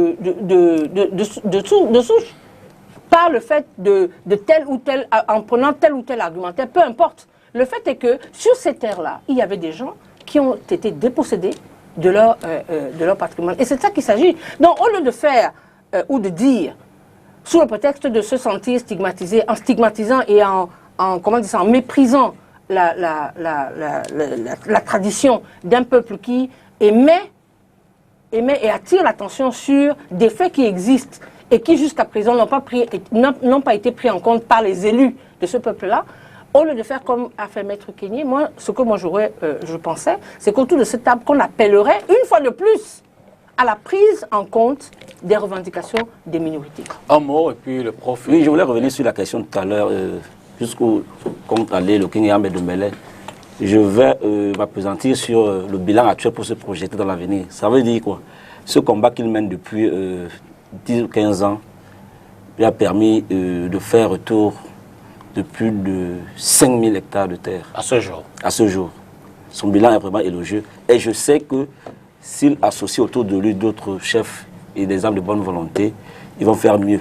Ils ne le font pas par la force, ils ne le font pas par d'autres moyens, mais ils le font grâce aux textes et aux documents qu'ils ont sous la main. Donc le bilan du chef du King Yambe actuellement est un bilan qu'on peut apprécier pour répondre à cette question jusqu'où il compte aller. On retrocède, on le lui retrocède comment c'était. Il s'adresse à la hiérarchie et à ceux qui sont en charge des questions foncières de ce pays. On introduit des recours vers le Premier ministre ou bien vers le Président de la République qui ordonne... Beaucoup plus vers le ministre des Affaires foncières, souvent domaniales et foncières. Donc, quand il s'agit souvent des terres importantes de 1200 hectares, 3000 hectares, il y a un canevas à suivre. Oui, justement. Et c'est ce canevas qu'il suit de temps en temps. Il aboutit à la rétrocession de plusieurs terres. Alors, prof, pour rejoindre un peu le thème, jeu et enjeu d'une telle problématique. Oui, le jeu, c'est déjà que les populations majoritaires, peut-être détentrices d'un peu plus de moyens et de richesses, en arrivent à dépatrimonialiser, si vous voulez, c'est-à-dire qu'enlever aux populations dites autochtones ou minoritaires leur patrimoine. Et un peu, vous savez, celui qui perd la terre perd un peu de ses origines. C'est la raison pour laquelle vous voyez toutes ces batailles. D'où donc l'enjeu. L'enjeu, justement, qui repose sur la rétrocession de ces terres qui avait déjà été constituée au profit d'un certain nombre de personnes. Parce que, Maître Kenyé l'a indiqué tout à l'heure, je l'avais même déjà dit, notre Constitution protège les minorités, les us et coutumes. Parce que tout cela rentre dans ce concert-là. C'est-à-dire que des us et coutumes. Et le combat aujourd'hui qui est mené par le chef Yambe, je pense qu'il mérite d'être poursuivi et associé par les autres chefs pour que, autant que possible, les terres puissent leur être rétrocédées. Si aujourd'hui, il y a déjà près de 5000 hectares qui sont rétrocédés, je pense que si la lutte se poursuit de manière légale, c'est-à-dire que ça s'inscrit dans le strict respect de la légalité, avec tous les documents historiques et légaux qu'ils ont à leur possession, ce sera facile de ce que, même sur le plan juridique, même sur le plan du contentieux, j'allais dire, du contentieux sur les questions foncières, la résolution va trouver, comment dire, le problème va trouver une voie de résolution. Donc c'est pour dire quoi? L'enjeu aujourd'hui, c'est que depuis, comment je vais dire ça, depuis les mouvements de libéralisation et de démocratisation des États, les uns et les autres ont compris qu'il y a aujourd'hui le principe de rattachement à une terre qui voudrait que on vous rattache d'abord à une terre de quelque part. C'est pourquoi j'ai parlé tout à l'heure du principe de l'antériorité. On vous rattache d'abord à une terre avant justement de voir si vous pouvez vous établir par les liens de nationalité dans un espace territorial qui appartient à l'État. C'est la raison pour laquelle, je l'ai indiqué tout à l'heure, la protection des revendications minoritaires, si on ne fait pas attention, peut déboucher sur des questions, j'allais dire même sécessionnistes, des revendications identitaires qui pourraient à un moment donné déstabiliser même l'unité étatique. Donc, l'enjeu et enjeu, je pense que voilà les éléments qui sont déclinés, mais aujourd'hui, les gens sont soucieux de rester sur leur terre et de les protéger. Parce que sans la terre, vous perdez votre culture, sans la terre, vous perdez votre identité. Comment on en sort, maître?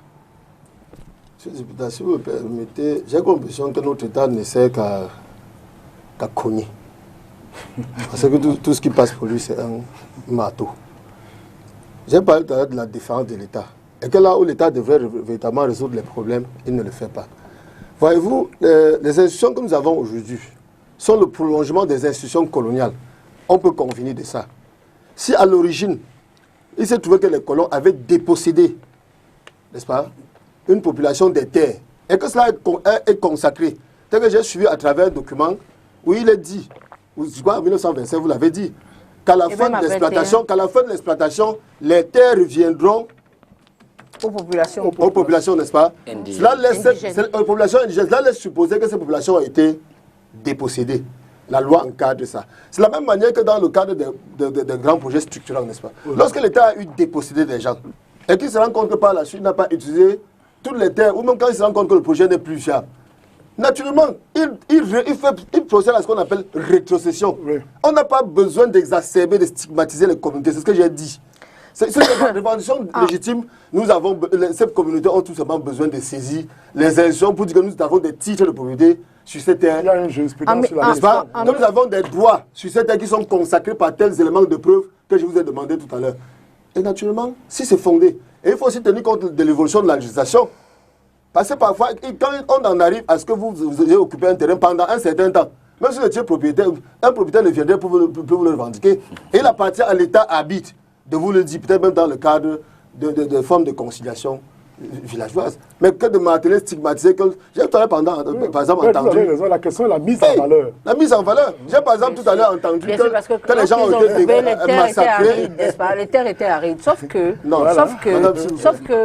Jean, on va laisser mettre... Je n'en avais pas terminé. Oui, allez-y. Parce que vous voyez, nous en arrivons aujourd'hui à voir des gens s'approprier des milliers et des milliards d'hectares de forêt sous prétexte que quelqu'un sont titulaires des droits de cultiver, alors qu'elles n'ont même jamais franchi le moyen de périmètre de ces terres-là. Il ne s'agit pas du cas actuel. Je prends un exemple, ça c'est pour que les gens comprennent bien. Nous sommes dans le cadre de la législation foncière et j'argumente. Quand quelqu'un a un droit à revendiquer, il n'a pas besoin de stigmatiser telle communauté que ce soit. Non, on ne stigmatise pas, on rappelle des faits historiques. Arrêtez de parler de stigmatisation. Personne ne stigmatise. Lorsque vous me dites que les gens de l'Ouest sont venus faire ci, vous avez parlé de ça. Vous êtes déjà revenu dessus. Moi j'ai la responsabilité individuelle. C'est ce qu'on appelle un citoyen. Dans des pays normaux, dans des pays modernes, c'est comme ça que ça se passe. Si vous la responsabilité civile ou pénale est individuelle. Si vous estimez que quelqu'un vous a commis un tort. Ce n'est pas facile. Les institutions sont là pour ça. Sinon, on va en arriver à se rendre justice soi-même. Et ça qui exacerbe les tensions sociales. C'est pour ça que vous parlez de stigmatisation. Et c'est pour cela que nous disons qu'au lieu de laisser les choses pourrir, les élus de ces communautés-là, issus, qui ont pris, dont le mandat s'est appuyé sur les communautés vivantes. Il faut saisir l'administration, elle va résoudre le problème. L'administration est là pour ça. Elle le fait même déjà. Elle le fait déjà. Et le débat est où? Lorsque vous venez sur un plateau, dit que les gens de l'Ouest ont fait ci. C'est ça qui n'est pas intéressant. Ceux qui sont installés là viennent de l'Ouest. Je suis désolé de le dire. Mais c'est la vérité, c'est des faits historiques. Moi, je n'y suis pas. Bon, mais ce n'est pas à vous que j'ai adressé. C'est une problématique générale quand même. Quand même, c'est une problématique générale. Vous n'êtes pas non plus dans le nozo. Et pourtant, nous en avons parlé. Pourquoi est-ce que, lorsqu'on parle d'un problème comme celui-là, ça vous exacerbe, ça vous énerve? Les gens du Nozo n'ont pas ce type de problème. Comment ça? Ils n'ont pas ce type de problème. Pardon? Il arrivera. Ah si. Les gens du Nozo n'ont pas la question des Mororo qui revient souvent. Mais je pense que la question est brûlante de l'actualité. On se rappelle au perchoir de l'Assemblée nationale. Oui. Samuel Motter est venu. C'est une question, la question des sensible, c'est une question assimilable. Donc c'est pour dire quoi, Monsieur Dipita, je l'ai indiqué tout à l'heure avec force. Non. Quand vous êtes dépossédé d'une terre, c'est comme si vous étiez dépossédé de votre culture, de votre identité. Refusons tout simplement la stigmatisation tribale. Disons tout simplement que, et comme je l'ai indiqué tout à l'heure de manière subtile, pour dire que par les phénomènes des exodes ruraux, par les phénomènes d'aujourd'hui de l'enrichissement, quelqu'un peut se retrouver dans un cadre un peu plus propice. Ça, c'est aujourd'hui. Oui, c'est ce que j'ai développé, madame. Aujourd'hui, et comme elle l'a dit, prendre des terres, près de milliers d'hectares de terre, ce qui n'est plus normal. Je crois qu'il y a un test, si mes souvenirs ne me posent aucune infidélité, il doit y avoir un test, je crois un décret qui a été récemment pris pour indiquer le nombre de mètres qu'on ne peut plus avoir. C'est-à-dire qu'on a limité cela, parce que si une personne à elle tout seule, madame, prend 1000 hectares de terre, ça veut donc dire que les autres qui viendront n'auront pas un lieu propice pour construire demain. Donc, Monsieur Dipita, la question, vous avez peut-être, je ne sais pas, peut-être pour vous le sujet est anodin, mais il est sensible. Il est sensible au regard des problématiques que cela pourrait entraîner. Si aujourd'hui rien n'est fait, l'OTAN a précisé qu'il y a déjà une amorce de solutions à partir d'un certain nombre de rétrocessions. Nous souhaitons et appelons de tous nos voeux que le processus se poursuive et que les originaires des terres puissent les retrouver en bonne état. Vous dites que le chef, le King n'est pas seul. Les autres communautés sont associées. Les communautés s'associent chaque jour. Plus sa démarche porte des fruits, plus les communautés s'associent. Comme les communautés de Manjo, à Kola, comme les communautés de Njombe, à Moulinkam. Il y a plusieurs communautés qui suivent le chef dans sa démarche chaque jour. Mais que disent les politiques de ce côté-là? Les représentants du peuple, par exemple, les élus. Quand ils sont originaires de ces zones-là, qu'est-ce qu'ils peuvent dire? Voyez-vous, le King a bien précisé dans sa correspondance que les 2 députés de sa zone sont originaires de l'Ouest. C'est pour ça qu'il attire l'attention. C'est pour ça qu'il attire l'attention de l'honorable Nietzsche sur ce qu'il appelle l'équilibre régional. Lui qui veut parler d'équilibre régional et qui parle de la stigmatisation de son peuple de l'Ouest. Lui qui parle de la ségrégation, parce que dans la note de l'honorable Nietzsche, quand il dit les ressortissants de l'Ouest sont rayés totalement, c'est lui qui le dit dans sa déclaration. Ça veut dire que quoi? Ceux du Mungo aussi qui ont des problèmes vont dire quoi? Il faut qu'il y ait une réponse à cela. Et c'est pour ça que le King a répondu. Mais Jeanne, justement, quelle serait la meilleure réponse? Je veux dire, et Beth fait bien de le rappeler tout le temps. Comment l'État, en tant que garant, en tant que protecteur des citoyens, peut s'impliquer et permettre que ces problèmes trouvent une solution dans la cohésion, dans l'harmonie? Il y a quand même des communautés qui sont installées là-bas depuis des décennies maintenant.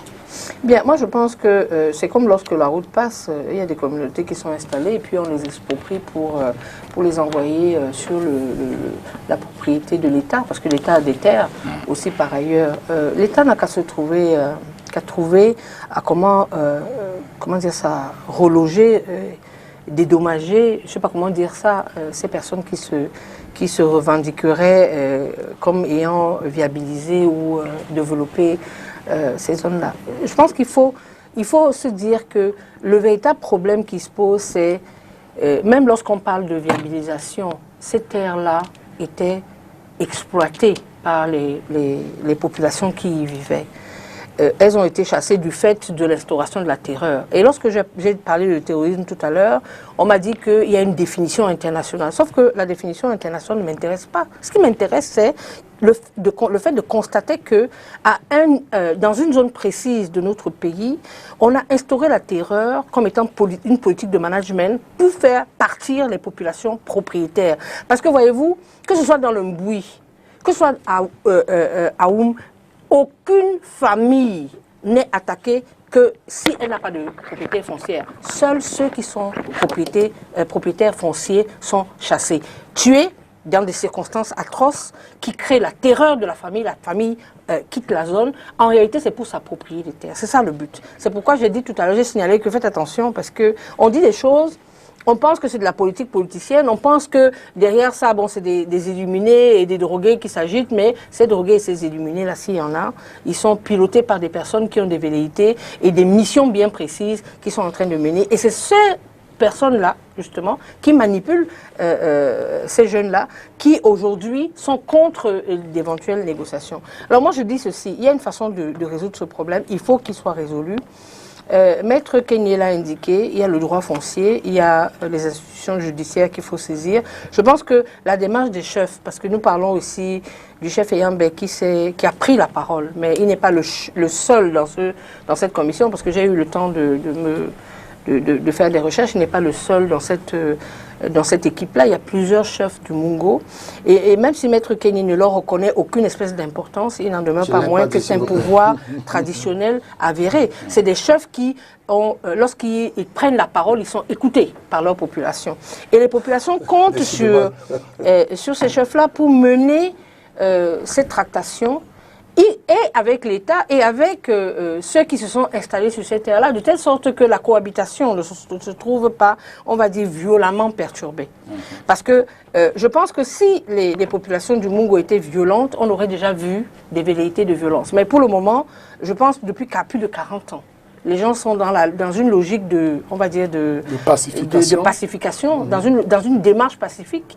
Même s'il y a une prise de parole qui peut paraître violente à ceux qui se sentent, on va dire, indexés, il n'en demeure pas moins que c'est une prise de parole pour poser un problème réel qu'il faut résoudre. Et moi, je dis, derrière le professeur Essomba, je dis, il faut véritablement qu'on prenne ça en compte, qu'on considère que cette prise de parole n'est pas une prise de parole en l'air, que le chef Eyambe parle, mais derrière lui, il y a toute une représentation, n'est-ce pas? Et qu'il faut résoudre ce problème-là le plus rapidement qu'on peut pour permettre aux populations, y compris celles qui se sont installées là du fait de... Parce qu'aujourd'hui, nous sommes à une génération qui n'était pas là au moment des faits.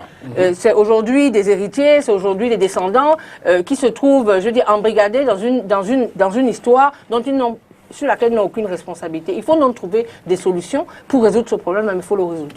Le mot de la fin, Christian. Oui, tout à l'heure, vous demandiez que font les autorités et les politiques par rapport à ces démarches pour la rétrocession des terres.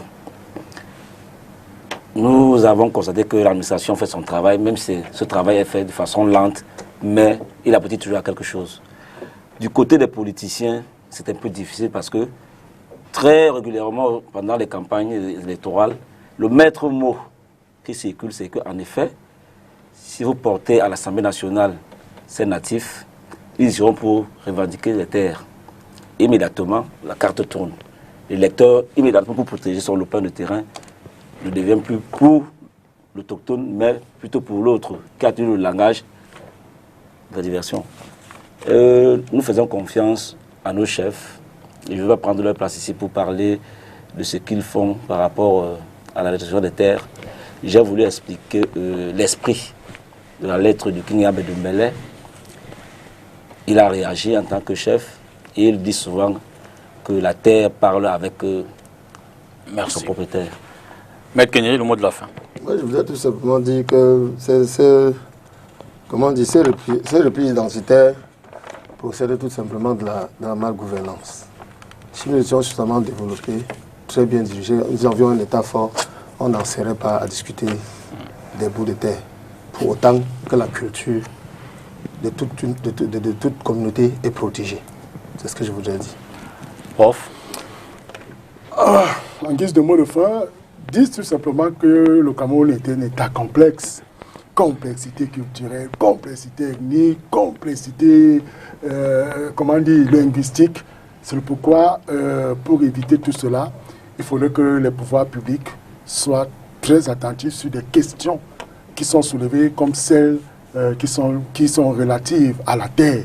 Parce que, comme on l'a dit tout à l'heure, lorsque vous n'êtes pas rattaché à une terre, vous perdez votre identité. Donc nous appelons les uns et les autres à comprendre qu'il faut respecter les droits coutumiers, il faut respecter les us et coutumes. Les chefs traditionnels aujourd'hui jouent un rôle capital dans la vie politique de notre pays. Et je prends un exemple. Est-ce que vous savez que quand un candidat aujourd'hui n'est pas représenté à l'Assemblée, il faut au moins 300 signatures indépendantes, et parmi lesquelles les chefs traditionnels du premier degré. Donc, ils ont un rôle important qu'il ne faudrait pas marginaliser. Jean Tsoga, le mot de la fin. Mais moi, je vais dire que les politiques vont devoir jouer leur rôle. Moi, je suis secrétaire général d'un parti politique. Et c'est à ce titre-là que vous m'avez invité ici aujourd'hui. C'est à ce titre-là que je me prononce. Parce que la lettre pour revenir au thème sur lequel nous sortons, la lettre du King et Ahmed Dembélé nous a particulièrement intéressés. Le fait d'être rentré dans les archives, de rechercher les éléments, laisse comprendre que c'est un sujet important. Nous allons œuvrer pour essayer d'apporter notre soutien à cette démarche, tant qu'elle est républicaine. Parce que j'entends bien que ce soit clair pour tout le monde. Il faut que la démarche demeure, quoi qu'il arrive, républicaine.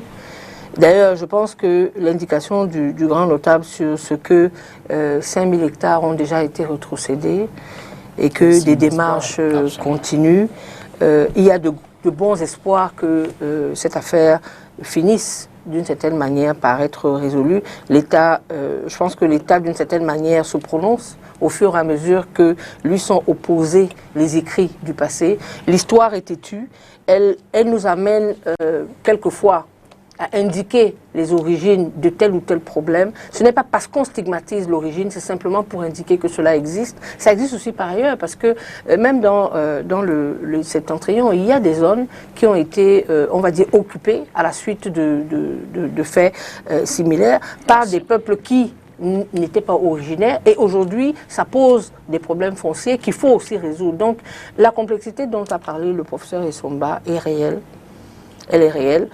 Ce qu'il faut dire, avant que je ne clôture, c'est que moi j'en appelle à ceux qui se sentent stigmatisés à respecter les autres. Parce que les propos qui sont tenus, quelquefois, laissent à penser qu'il n'y a que une partie du Cameroun qui mérite, dont la tradition mérite d'être respectée. Merci. J'entends ici que les chefs, d'où qu'ils viennent, doivent être respectés par toutes les parties du Cameroun. Merci à vous, Christian Elonguet, Jean Tsoga, docteur Ambroise Essomba, maître Fabien Kenyé, c'était la première. Merci également à Charles Gafonga qui était là pour la première partie de cette émission. Merci à vous à la maison d'avoir regardé. Mardi prochain, 21h, Cactus sur table. Bonsoir.